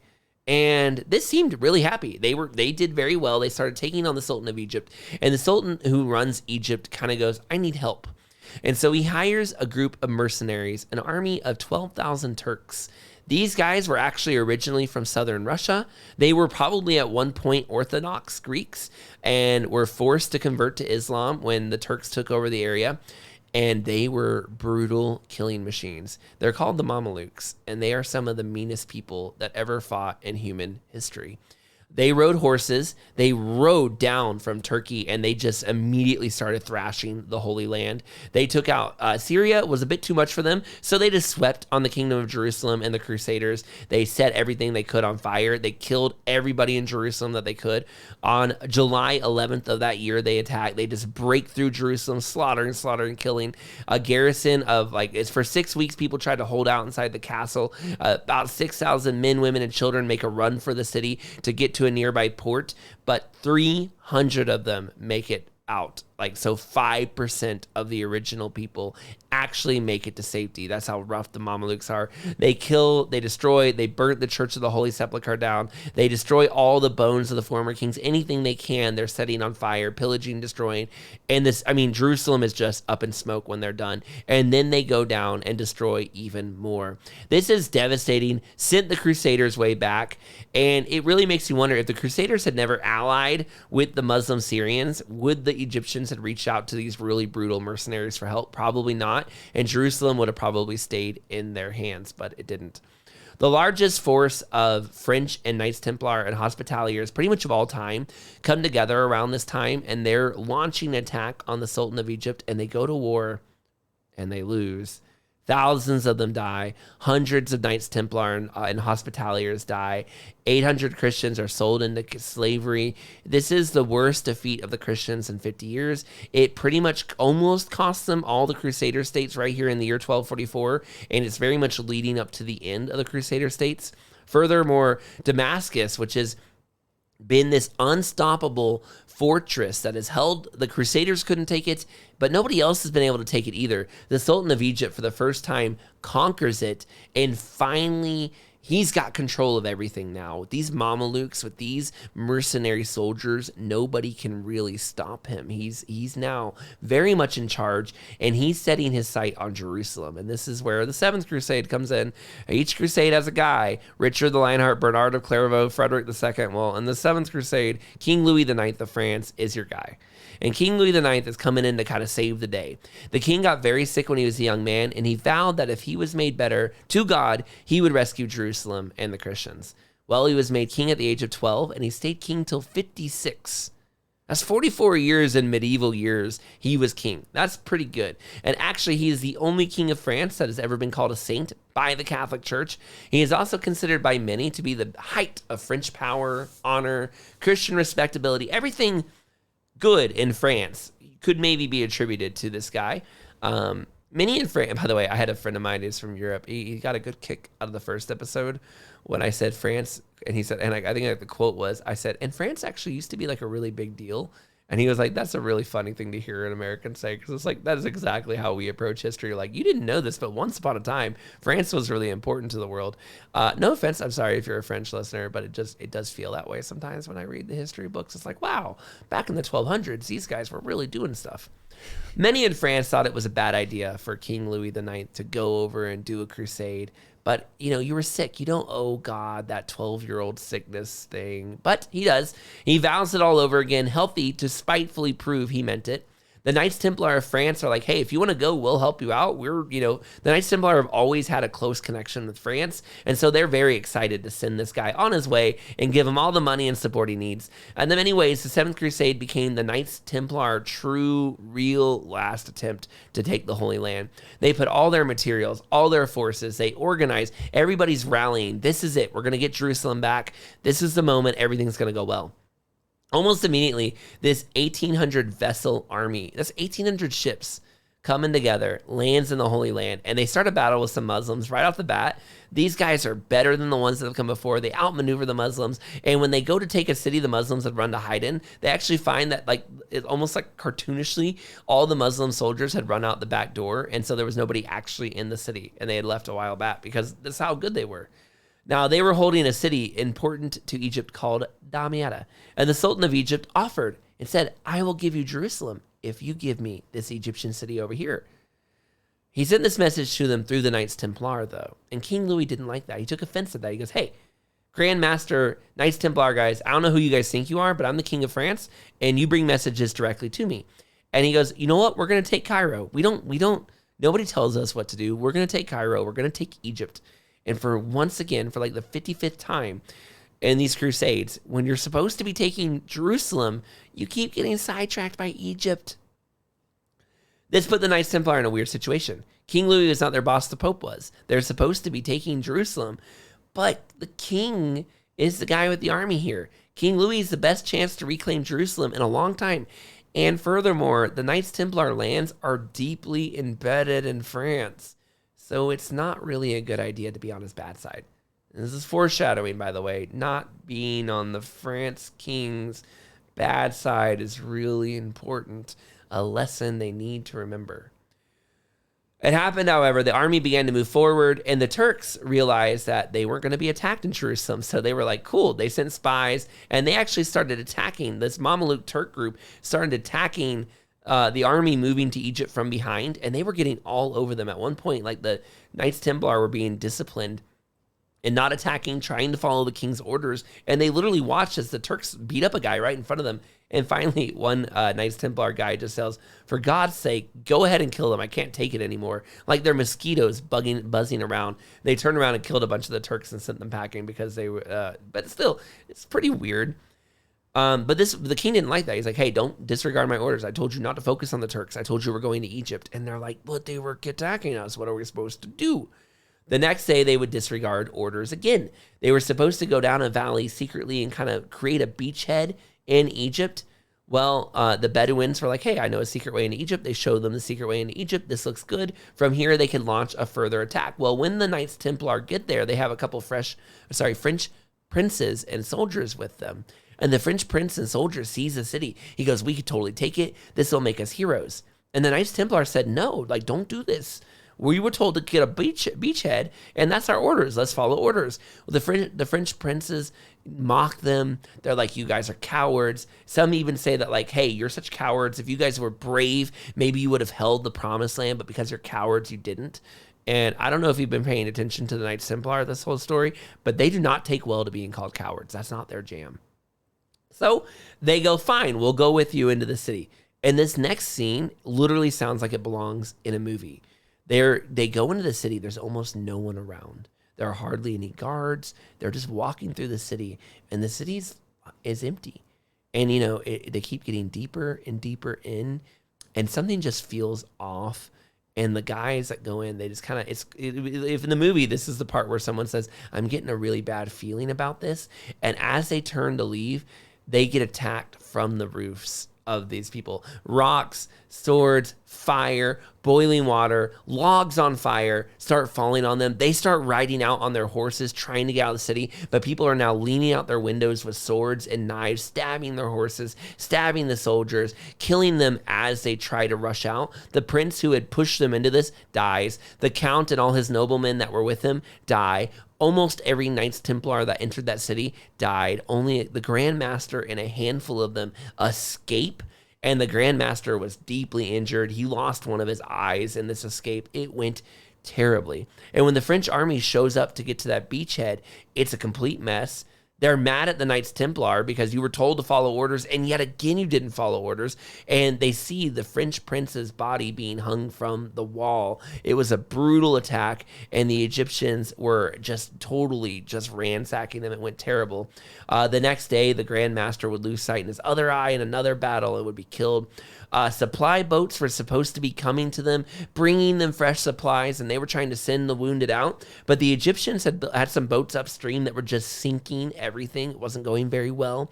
So soon this army in the middle of Egypt was starving. They eventually got scurvy, which tells you how bad things are out there. They don't do well, and the French army is captured. The Sultan of Egypt comes up to the army and he says, I'd like a large amount of money to save you. And the French king says, I want every single man, even the poor, to be bought out. This is unheard of. The king never buys the poor. The poor get turned into slaves and abandoned, and the rich and the nobles get away. But this king, King Louis, says, no, I will buy every single one of them. And the Sultan's like, that's going to be a lot of money. This is like the biggest deal in history, pretty much. And nobody buys the poor men. He says, why should I get out when they're here? I'm going to get them all out. He makes the deal. And like literally the history books make it sound like as he is shaking hands over the deal, the Sultan is assassinated on the spot by the Mameluke Turks that the Sultan had once hired to defend him. The Mamelukes instantly take over. A coup d'etat happens like on their feet. The French are still captured. They don't know what's going on. And the Mamelukes come rolling up. They're like, hey, we just kind of took over Egypt. You saw we killed the Sultan.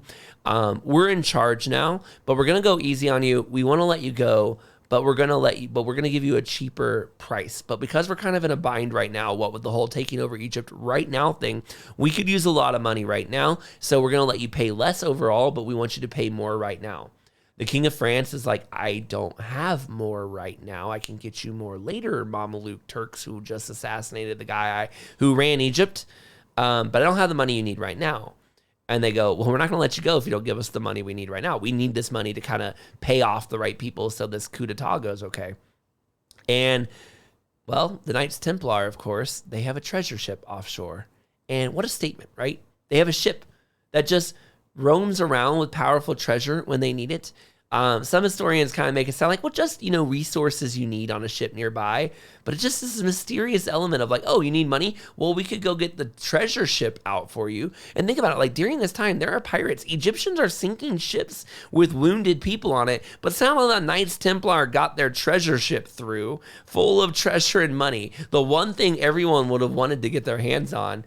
And the Knights Templar are like, we could give you the money you need, of course, but we won't. And the King of Louis is like, you need to give us that money. And they're like, you're very close to having all the money you need, but you need more, and we can't give it to you.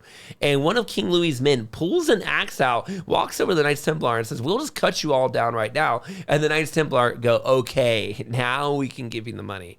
And they're like, what? And they're like, according to the rules, we can only give you the money when you're so serious that you're willing to kill us. And that proved you were, so we will give you the money now. I can't tell if they just realized they were going to get killed and they're like, wait a second, maybe we can. Or if their rules really were that convoluted that you could only loan them money. Again, if you're trying to have a reputation that you're not greedy, this is not helping your reputation that you're not greedy.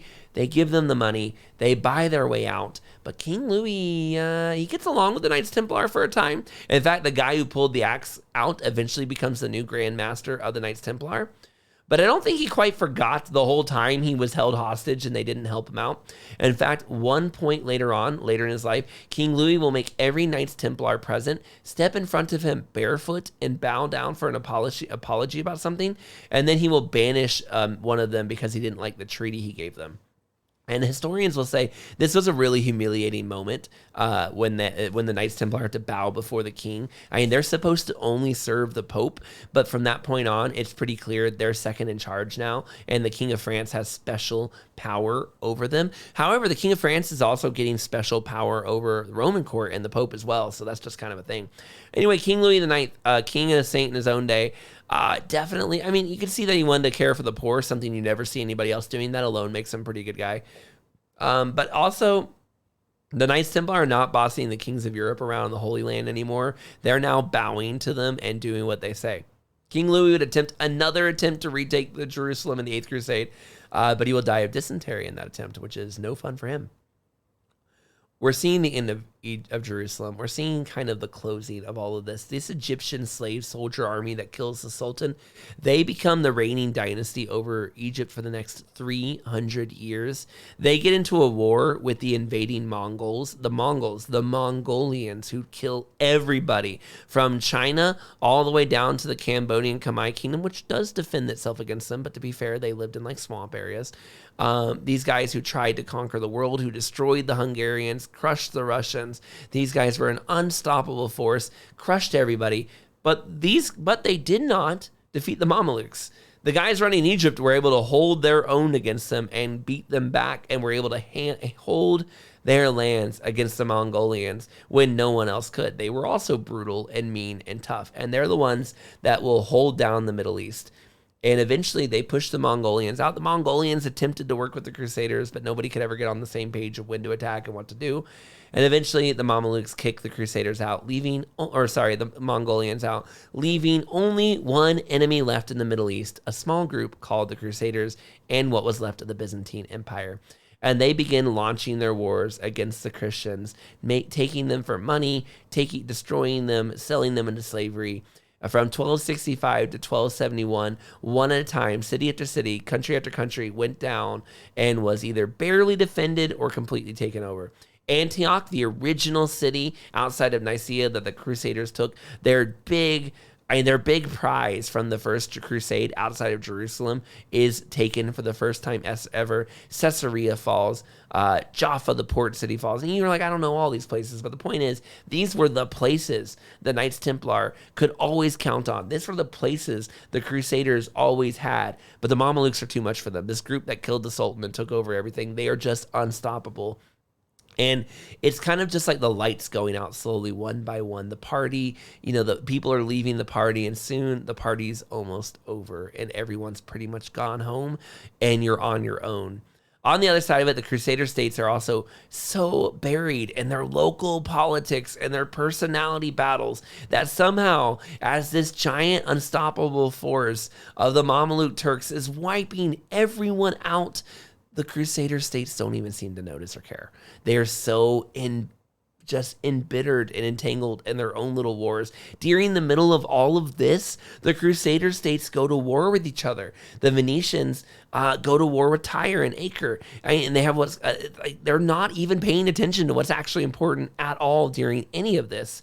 And I don't even know really how to describe it. It would be as if it would be as if Darth Vader and his stormtroopers got in a battle while Luke is standing there. It's a terrible analogy, but I just don't know what do you do? This is an overwhelming loss, and somehow nobody's focused on what's important in the Crusader states at all. Eventually, the Venetians are kicked out of Tyre, the land they had taken on. Eventually, Acre is down to pretty much all they have left.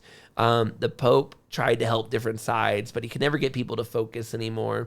And you can't help but wonder how much of this holy war could have been won if the Christians had united against the Muslims like the Muslims were now united against them. From the very beginning, it was both what made the Crusades truly unique, that all these Europeans came together and united to do something, and it's also what makes the Crusades kind of not work. It's because all these people don't actually get along. And once the main glory days were over, it just was a bunch of selfish battling. Really the same stuff that was going on in Egypt now just happening, in Europe, now just happening in the Middle East. The same people fighting over there are now fighting over here. And it is kind of interesting too, because these, Mamluk Turks probably originally descended from like the Russia area. So in a sense, or like in the Greek areas too. So in a sense, like you have this group that took over Egypt that was originally from Europe is now defeating this group of Europeans that was originally from Europe running the Middle East. Very odd times. And whenever the Egyptian army, the Mamluks took over, they didn't offer terms of surrender. They just came in and, or they would say, hey, we'll surrender, be nice, we'll be nice to you. They never did them. They killed all the males, enslaved all the females every single time. And you would think that alone would make you afraid and listen to them, like, hey, let's work together because those guys are really bad, but they don't. The Mongols return and try to help the Crusader states one more time, and the Mongols and Crusader states work together, but they just fail. One city had a super terrible end. The Grand Master of the Knights Templar heard the Muslims were coming for Tripoli, an old Crusader stronghold. He sent a message to them, said, hey, the Mamelukes are on the way, get ready. But the city didn't believe him. Oh, these Mamelukes aren't coming. They're staying in Egypt. Who cares? And they got completely wiped out. They didn't pay attention. They didn't even try. Another time, we see the Mamelukes come over and destroy some other cities, but the Knights Templar, you can tell that's disrespect. Like, these guys used to be considered some heroes of the Middle East, and now nobody's even listening to the Grand Master when he's telling you the Mamelukes are knocking at your door. And it's just mind-blowing to me that you could have a group of people who will kill all the men and enslave all the females, and I would think just even the rumor that they were coming would get everyone to get ready to fight or something. It does nothing. They don't even care. Acre was the last one, the last part of the Crusader states. The King of England had recently come by and bought good fortifications, given all the soldiers new weapons, tried to help them out. They got into small skirmishes here and there with Muslims and Egyptian armies, but it was clear the big army was on the way. But then they also heard rumor maybe the big army will go to Africa and go south and maybe not come their way. But the Grand Master sent a warning. Hey, we can see them coming. They're on their way to Acre. This was the last. All three of the military orders, the Teutonic Knights, what was here, the Hospitaliers, the Knights Templar, everyone's here now in Acre. And it's a big trading port. A lot of money comes through here. Because it's all that's left, this is where the big trading happens in the Middle East. The Mamelukes come up with 60,000 horsemen, 120,000 soldiers, and siege weapons, catapults, all of that. People are paying to get out. Thousands of civilians are paying big money. Anybody will take them. Get me out of here. We're going to die for sure. What was left behind was a 13,000-man army, and that is not enough. And this isn't cavalry. This is men. And they have 1,000 Knights Hospitaliers and 1,000 Knights Templar. And they're not going to give it up. They say, this is our last stand. This is the last piece of Jerusalem. And there's really something kind of heroic in my mind about this moment.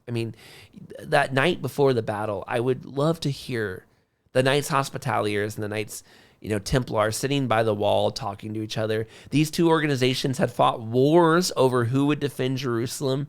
For 70 years or so, they had fought back and forth. They had fought together against Muslims, and they had fought each other to see who would. And after 150 years of all this fighting and bloodshed and craziness, here they were, side by side, making a heroic and suicidal last stand, but together.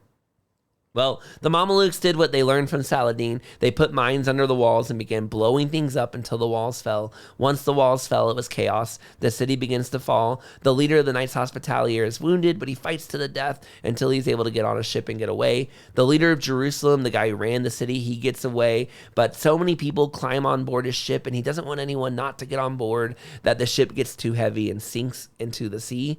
The English king who had brought the Crusaders, he's out. He retreats. He's like, it's an unwinnable battle. I'm out of here. The Knights Templar's Grand Master is seen leaving, and people go, you can't leave. We need you. And he's like, I'm dying. They killed me. And they lay him down, and the Knights Templar kind of like battle fortress, and he legitimately does die.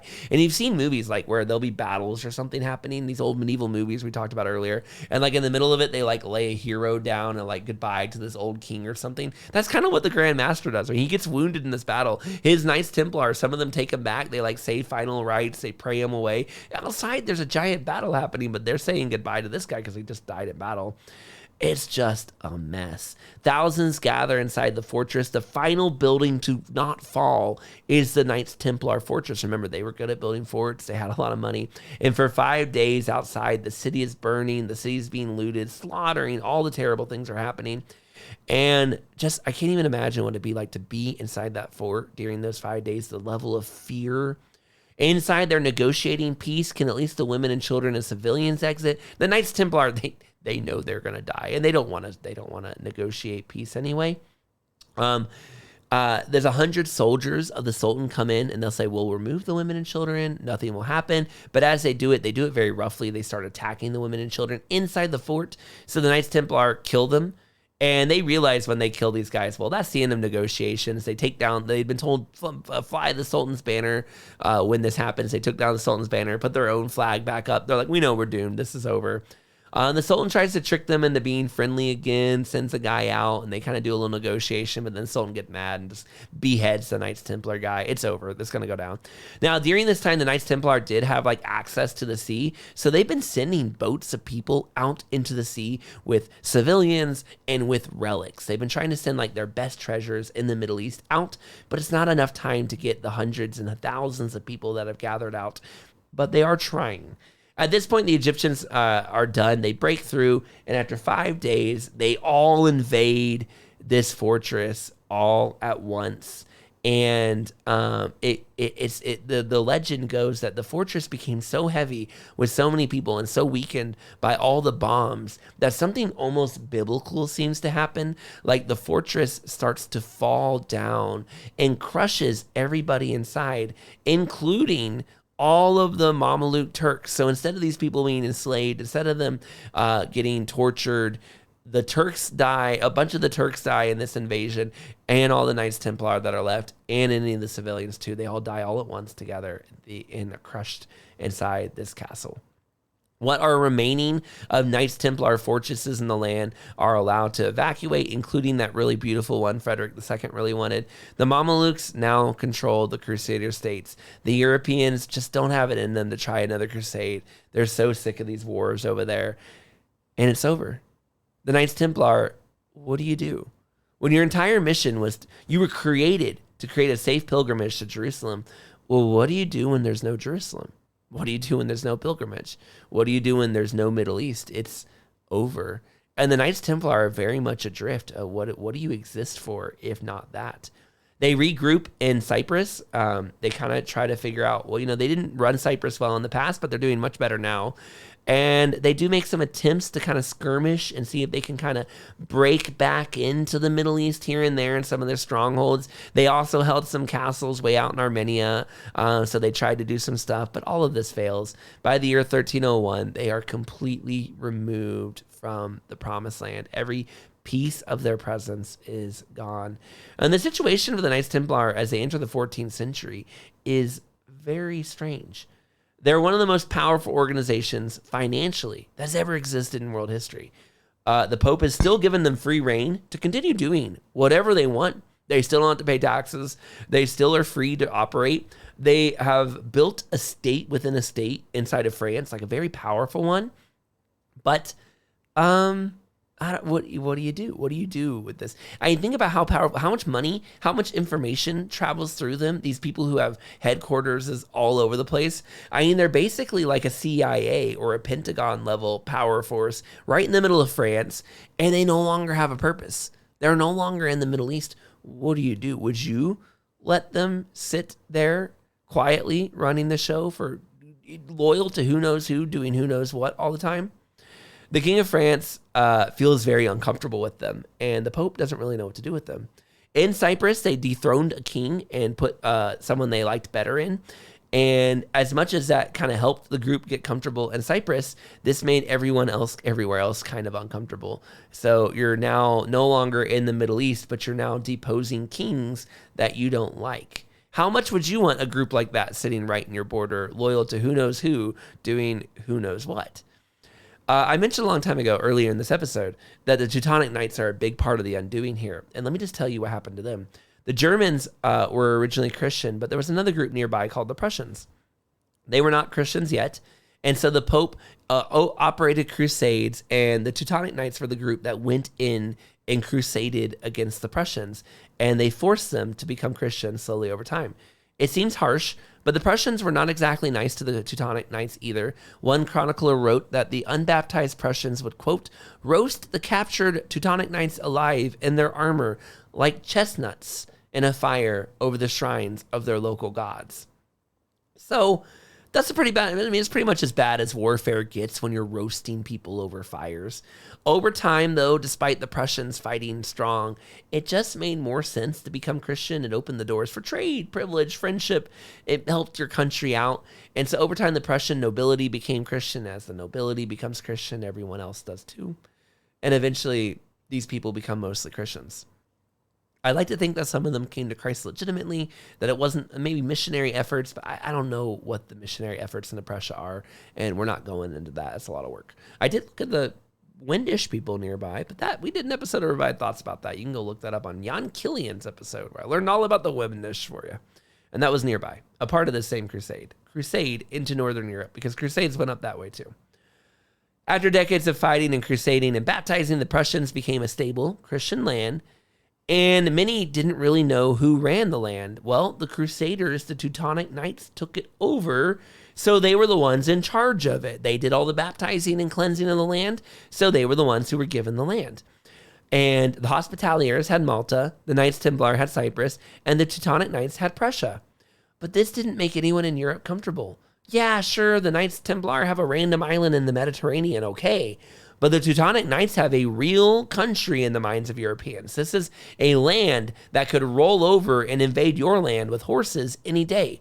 And they had captured it slowly, created themselves a kingdom inside of the countries of Europe. This made the countries of Europe nervous. These large military orders were created to attack and protect the Holy Land and Jerusalem, but they're not in Jerusalem anymore. They're building kingdoms in Europe that could invade you someday. The Teutonic Knights will rule Prussia for 240 years. They encouraged Germans and other localities to join Prussia, especially after the Black Death. They were like, come join us in Prussia. It wasn't always good. At one point, the nobles of Prussia in the 1400s will ask Poland to annex them and get them out of the Teutonic Order, and this will lead to a 13-year war, which Prussia loses badly. They eventually forced the Grand Master of the Teutonic Knights to swear to the loyalty to the king. He lives out his life kind of as a prince of Prussia. Kingdom of Poland runs things. It gets a little wild over there. Eventually, they become like a German warrior monk group. It's weird.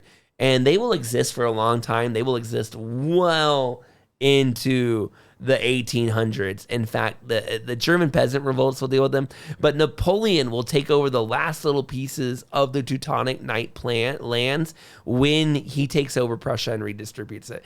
And just by the way, we already mentioned that Napoleon is the one who takes over the last of the Knights Hospitalier lands in Malta. So Napoleon is responsible for ending two of the knightly medieval military orders that started over in Jerusalem. The German Teutonic one, when he takes over Prussia, and the Knights Hospitalier one over in Malta. That's wild. That's just weird to me. Think of starting a group now and having two. I mean, Joel, if you started a group, I started a group, if somebody else started a group, we were all going to run little military orders. 800 years passes, and the same dictator guy destroys two of those three groups. That's crazy to me. And by the way, it's wild to think about just like how Europe changed so dramatically. Relatively recent. Like, yeah, it seemed pretty consistent through a good chunk of like 1,000 years, and then like from 1800 to like 1915, radically overhauled. I mean, think about it. Your great-great-great-great-great-grandpa, which is sure pretty far way back, could have known Teutonic Knights people, the same people that, like, Richard the Lionheart knew. That's wild to think about, like, how long of a period that was going on. And they weren't that strong when Napoleon defeated them. But, I mean, they were still there. They were still the same people around. It's just absolutely wild. But that was a big price. The Nazis, they became a charity organization like the Knights Hospitalier. The Nazis outlawed them for a time, but otherwise they've pretty much been running around. And they're still kind of out there doing something charitable in the Catholic world. I don't know what they really get up to. Back to France. You see the Teutonic Knights. You see them do all of that running Prussia. You see them deposing, these knightly orders deposing people in Cyprus. And if the Teutonics are over there in Germany and Prussia, well, it's very clear that the Knights Templar are over in France. You're the king of France, you're nervous, and you don't know what they're doing. They're moving back to France. The Pope lives in France, by the way. Now, you remember, the Pope excommunicated Frederick II. That was kind of like his move to put himself in power. Well, those days are over. The kings are now in power. They moved the Pope out of Rome into France so they could keep him close. And the king of France at the time, Philip IV, was a power-hungry dude. Many thought he was trying to build like a royal theocracy around himself. If you heard of King Louis, the absolute monarch that he was that made everything about himself, well, Philip IV was that guy 400 years before him. In fact, he didn't like the previous pope, so he slandered him, put out a bunch of allegations that he was sinful, doing terrible, evil things, and then he had him tried in court and killed him and got rid of him. And now the new pope is sitting in France right next door, and the king is kind of like, hey, I'd like you to serve me. You saw what happened to the last guy. I think we won't have any problems, right? And then when he has some issues with Jewish people in his land, so he puts out a bunch of rumors. They're cannibals. They're all these terrible things, homosexuals, incestuous, all these blacklists them, seizes everything from them. There's a strategy here. If I say bad things about you, by the court's laws, they'll give me your lands. Well, in 1306 and 1307, King Philip asked the Knights Templar for more money. Now, he'd already asked them for money multiple times. And the Knights Templar said, no, look, King Philip, you didn't pay us back the last time we gave you a loan. We're not going to give you a new loan until you pay us back. And the King Philip goes, okay, no problem. He goes, you know what? I'm having a big ceremony, which, by the way, if you have no money, you should probably not be having big ceremonies. But he's having a big ceremony. I want all of you guys to come. Bring all the leaders from Cyprus. This is going to be a big show. It's going to be amazing. Let's have some unity. Bring the Grand Master. It'll be great. He's got a good relationship with the Knights Templar for a long time. When the king's brother's wife died, the Grand Master was one of the pallbearers. So, he has a good relationship with them. They weren't enemies. So they show up. And everything's fine. They have a ceremony. Things are great. But the next day, the French armies burst into all the Knights Templar bases.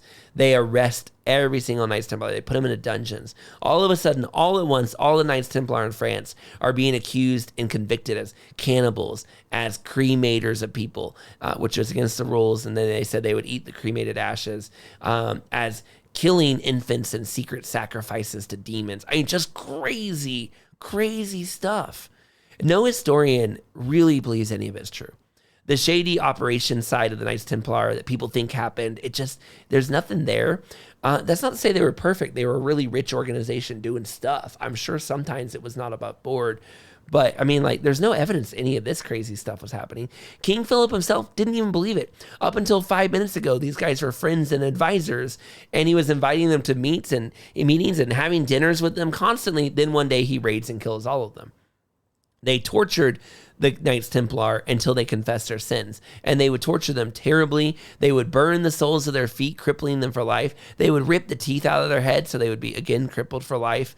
They would hold them upside down, tied by their wrists behind their backs, mutilating their bodies. They would torture them and cramp them into dungeons with no air, no ventilation, no soap, no food sometimes, until they confessed. And they would say, oh, all those evil things, see, they confessed it. We told you.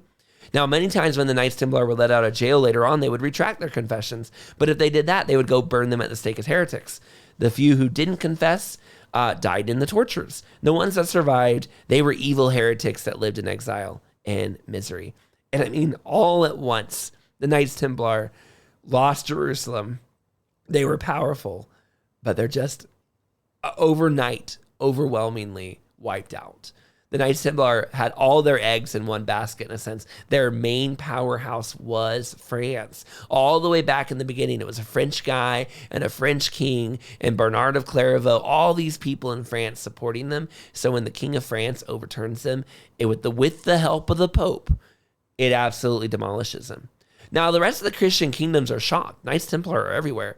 The Knights Templar technically answer to the Pope. So he had to be supporting this, but he's living in France. And many of the kings kind of around England, other places, they know what's going on. They know this isn't legit. They know this is not cool. They say the Pope is saying nothing out of fear. The King of England, he actually goes out of his way to protect them. He gives them the Knights Templar extra time to hide. He sticks his neck out for them. He won't torture them. He says English people don't torture. We're not going to do that. He goes out of his way to do everything he can to protect them, but eventually English Templar Knights got to go down too. It's very obvious that the Pope is being led along by the King of France. In 1312, the order is officially abandoned. Cyprus falls. Everything goes down. In 13.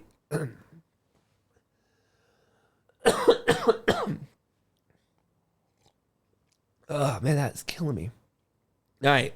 In 1314, the last Grand Master is burned alive at the stake for being a heretic after retracting his confession. Now, by the way, we know that this was all fake. In 2007, which is not that long ago, Joel, the Catholic Church officially apologized and said they got it wrong. In 2001, they discovered a document showing the Pope had actually secretly absolved the Knights Templar. And remember, 3,000 to 5,000 of them were arrested in France. However, out of fear of King Philip, he had to throw out the absolution and rearrest them. And all that stuff about the Knights Templar being satanic worshipers was made up, and he admitted it basically.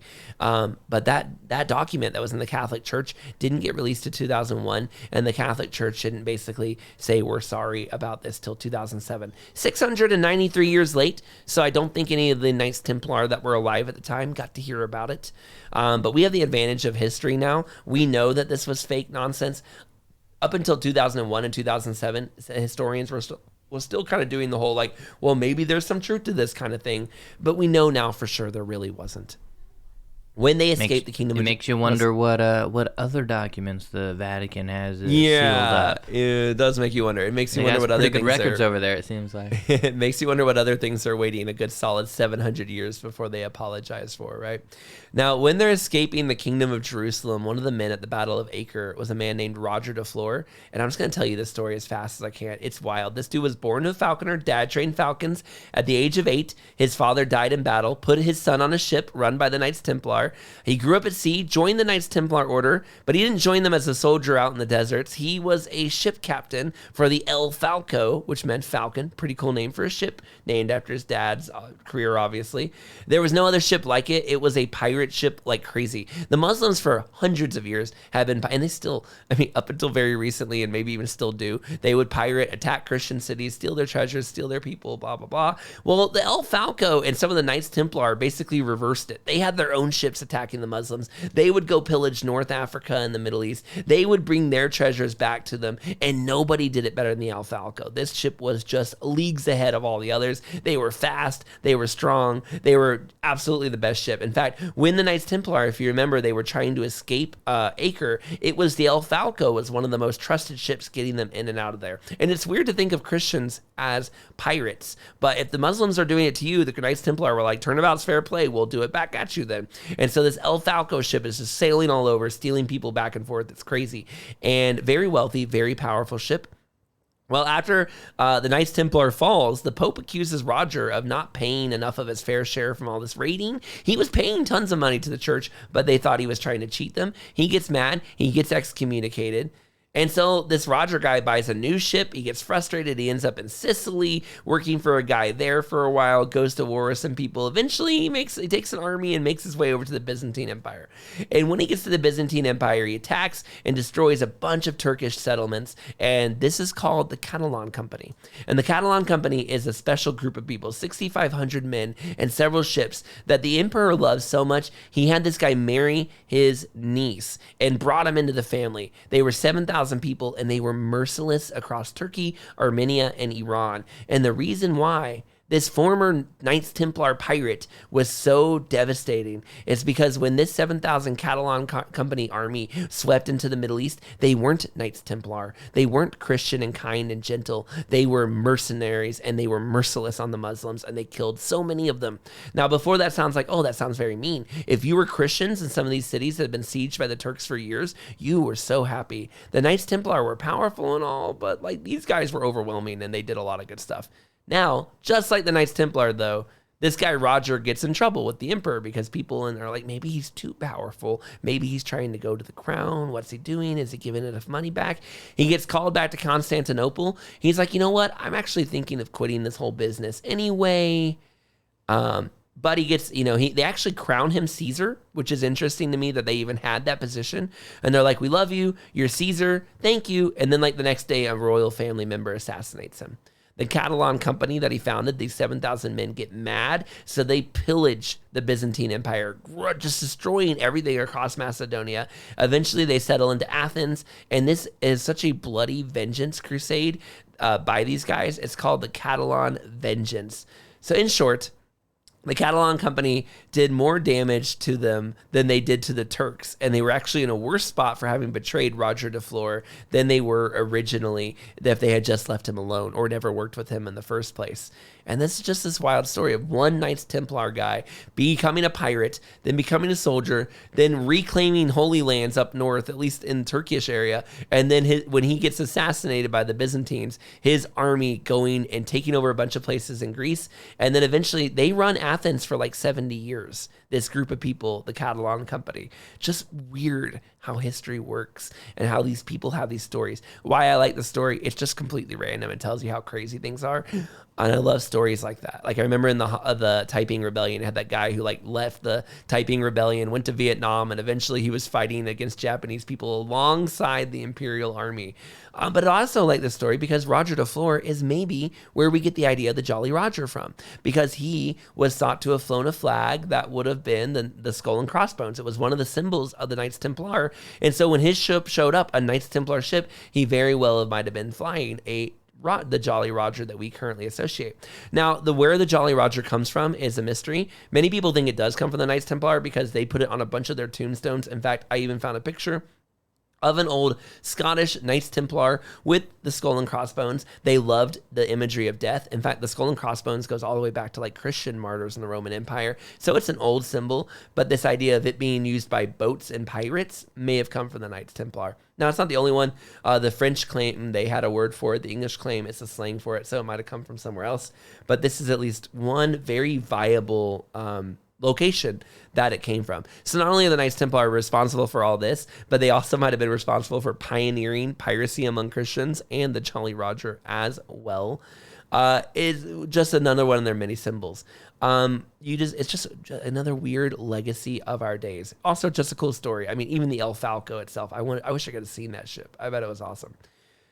Now, time and time we've been telling this story, I told you we've been leaving out a big chunk of the story, and that is what's happening over in Spain. The Knights Templar are having this huge battle over in Spain. The Knights Templar, alongside the Hospitaliers and others, there was this king. He loved them. When he learned about them and they came over to help, his name is King Alfonso the Battler, great nickname.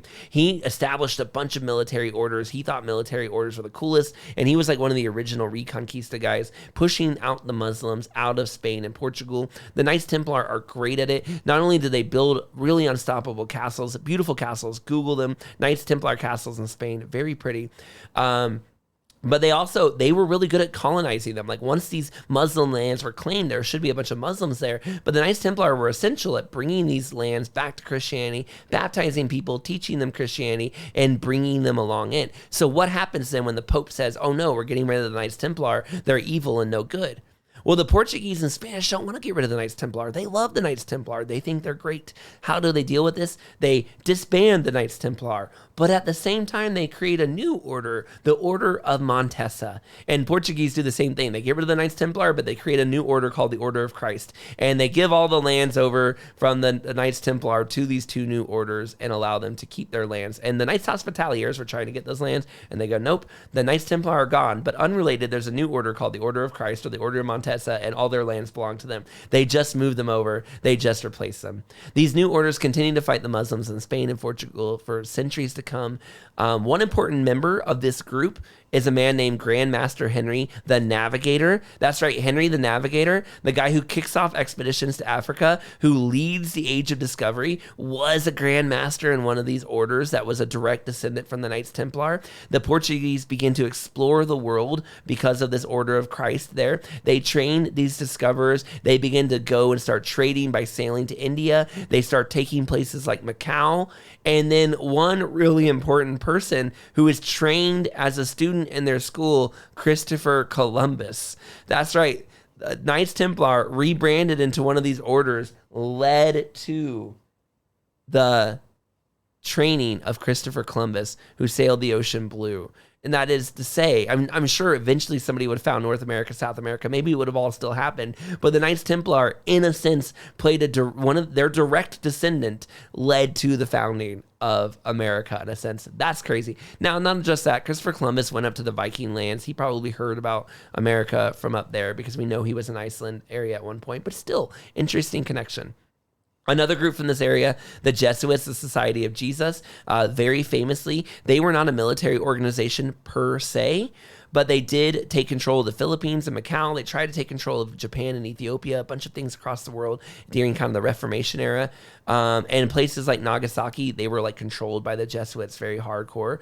They were organized by a former soldier, Ignatius Loyola, and he promoted education and book publishing. So not directly soldiers like the Knights Templar, but they called themselves Father General. They called themselves God's Marines. They were led like religious stormtroopers, some have called them. They would fight in the 30 Years' War militantly, and they were more Salvation Army than real army, but there's still a connection between the two. And Ignatius Loyola came up with the idea while fighting in the Navarra of an order like this, and that was right where the Order of Montesa and the Order of Christ would have been. So it's hard not to see a connection between just where the Knights Templar happened to be, the Jesuits, an order of military likeness goes around the world. It's hard not to see a connection between these two ideas that the Knights Templar definitely would have had some effect on. So that's the big stuff. Like, that's just the stuff that we all live with today, that the Knights Templar literally had a hand in the Age of Discovery, literally had a hand in banking and all these other things we talked about. But what about the weird stuff? Let's kind of wrap it up here, all right? The stuff you want to know. What about all the, this group that was held together by oaths and chivalry and secrets. They owned land from London to Paris, Euphrates to the Nile, inspired legends all around the world about them. What about all that money? What happened to that? To add fuel to all these rumors that there was something shady about the Knights Templar, one thing that happened that's pretty crazy is as the last Grand Master died, as he was brought to the stake, he said, hey, you kill me, and I'm putting a curse on you. This will be your death, to the Pope and to the King. He's like, this is going to fall on you for doing this. Well, guess what? Within a year, the Pope died. And within a year, this king died as well. And his dynasty began to fall apart. In 14 years, France and England will go to the 100 Years' War, fighting over who will be the new person that takes over. France will basically fall apart for 100 years and won't be saved till Joan of Arc shows up, which we've done a deep dive on. We're not going to go back to Joan of Arc on you, but we've done it before. Another bad omen for the Knights Templar is that actually they fell apart on the 13th of October in 1307. That is Friday the 13th. In 1307 is when the orders went out to arrest them. Many believe this is the origins of 13 being unlucky and the Friday the 13th being unlucky. One of the greatest mysteries of the Knights Templar also involves their treasure. That's due to the rumor that the treasure has gone missing, that they had a huge treasure. And it's true. When the king's men broke into the treasuries of the Knights Templar, they found a single golden chest where there should have been very, very many. Where did all their money go? Well, part of it was their money was in land. They had a lot of money, but it was in land. And so seizing the land kind of got you the money, but no treasure. Still, though, treasure seemed to be missing. At one point, they thought it was in a place called Gisors, France, because like a groundskeeper in 1920 thought he saw a giant chapel filled with treasure, but he got fired when he couldn't lead anybody to it. And the French culture minister actually had it researched in 1960s. So we're talking people are still looking for this treasure even up until the 1960s. In fact, there are treasure hunters out there to this day. In fact, some people believe that the Knights Templar took it back to a place, their treasure, as they were leaving France. They knew they were in trouble. They took it out of France's hands and they took it to a place where they had a strong presence, but nobody could get them. That thought was Scotland.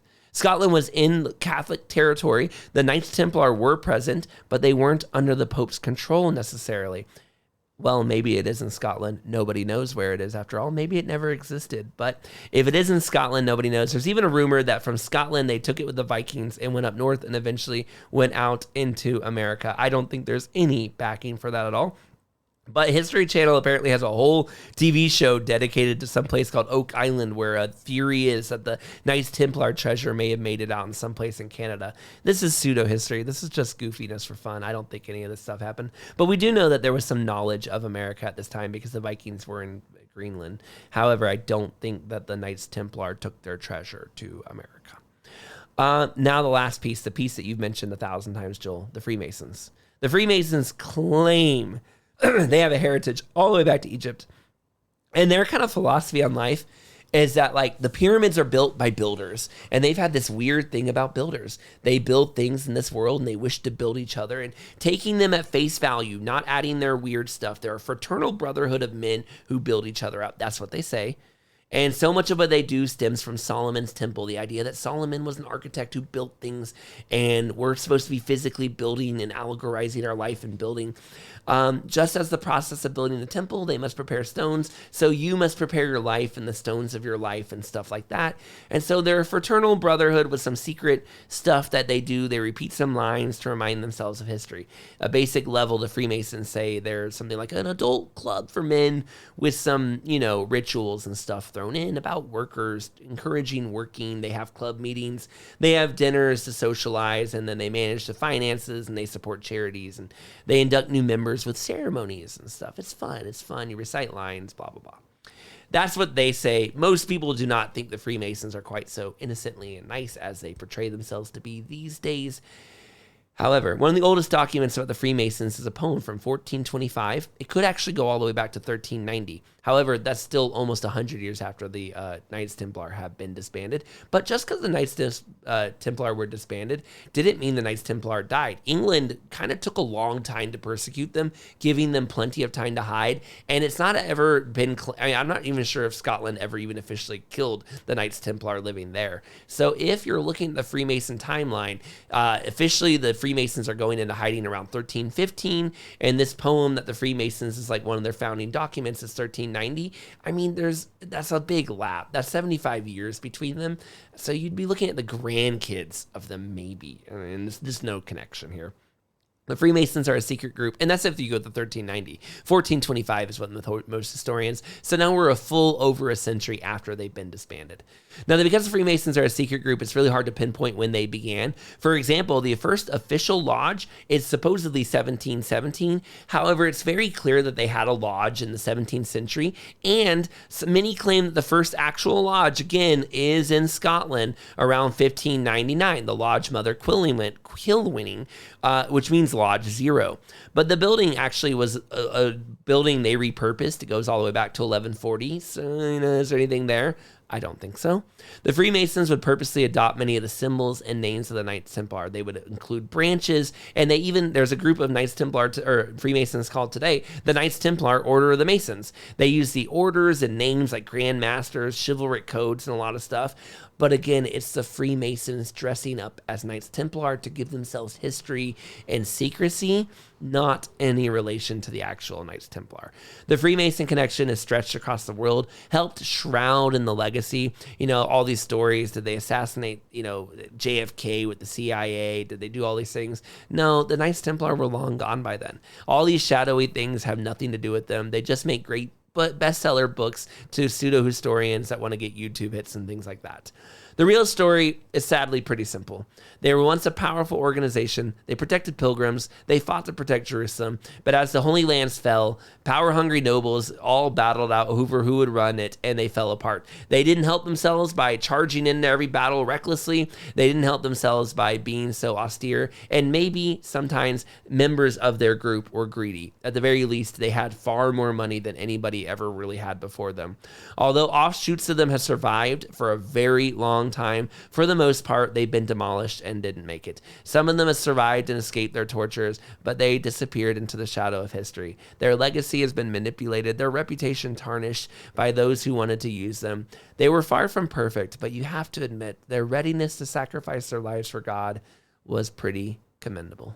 Very fascinating. Yeah, no, I definitely could foresee a Knights Templar movie because we don't really have one. Right? I mean, even the... that's a good point. We don't actually. We don't. I mean, I was thinking through the Kingdom of Heaven movie. Like, there's knights in it, but it's been a hot second since I've seen it, but I don't recall them ever name dropping Knights Templars. You know what we need? Even though Not there a movie. are knights We need a with the TV cross. series. We need like a series, Knights Templar, by one of these big companies. Because for starters, if you did a movie, most of your heroes would die in Charge Random of 87. You know what I mean? Like they wouldn't make it very long. But I could see like an anthology or something following them for a while, kind of giving them a chance to breathe and stuff. They had some very colorful characters throughout the story. Or even just a movie that includes a specific area. You know, listeners, write in. If you know of any, media, TV shows or movies that depict Knights Templars, let us know. That like specifically call them out. Or if you know as a producer Templars. who's looking for a good script, and we can help them out with it. We got a nice 4.5 hours on the Knights Templar we can wade through together.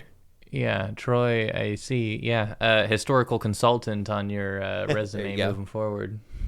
All right, let's do it. Well, that's it. We've officially covered another one. I remember when we first did this one, it wasn't even like a big one on my radar. I feel like it just kind of fell into my lap, but I really enjoyed it. Learned a lot. I always feel like there should be some message at the end, like some lesson we take home, but I definitely don't have one.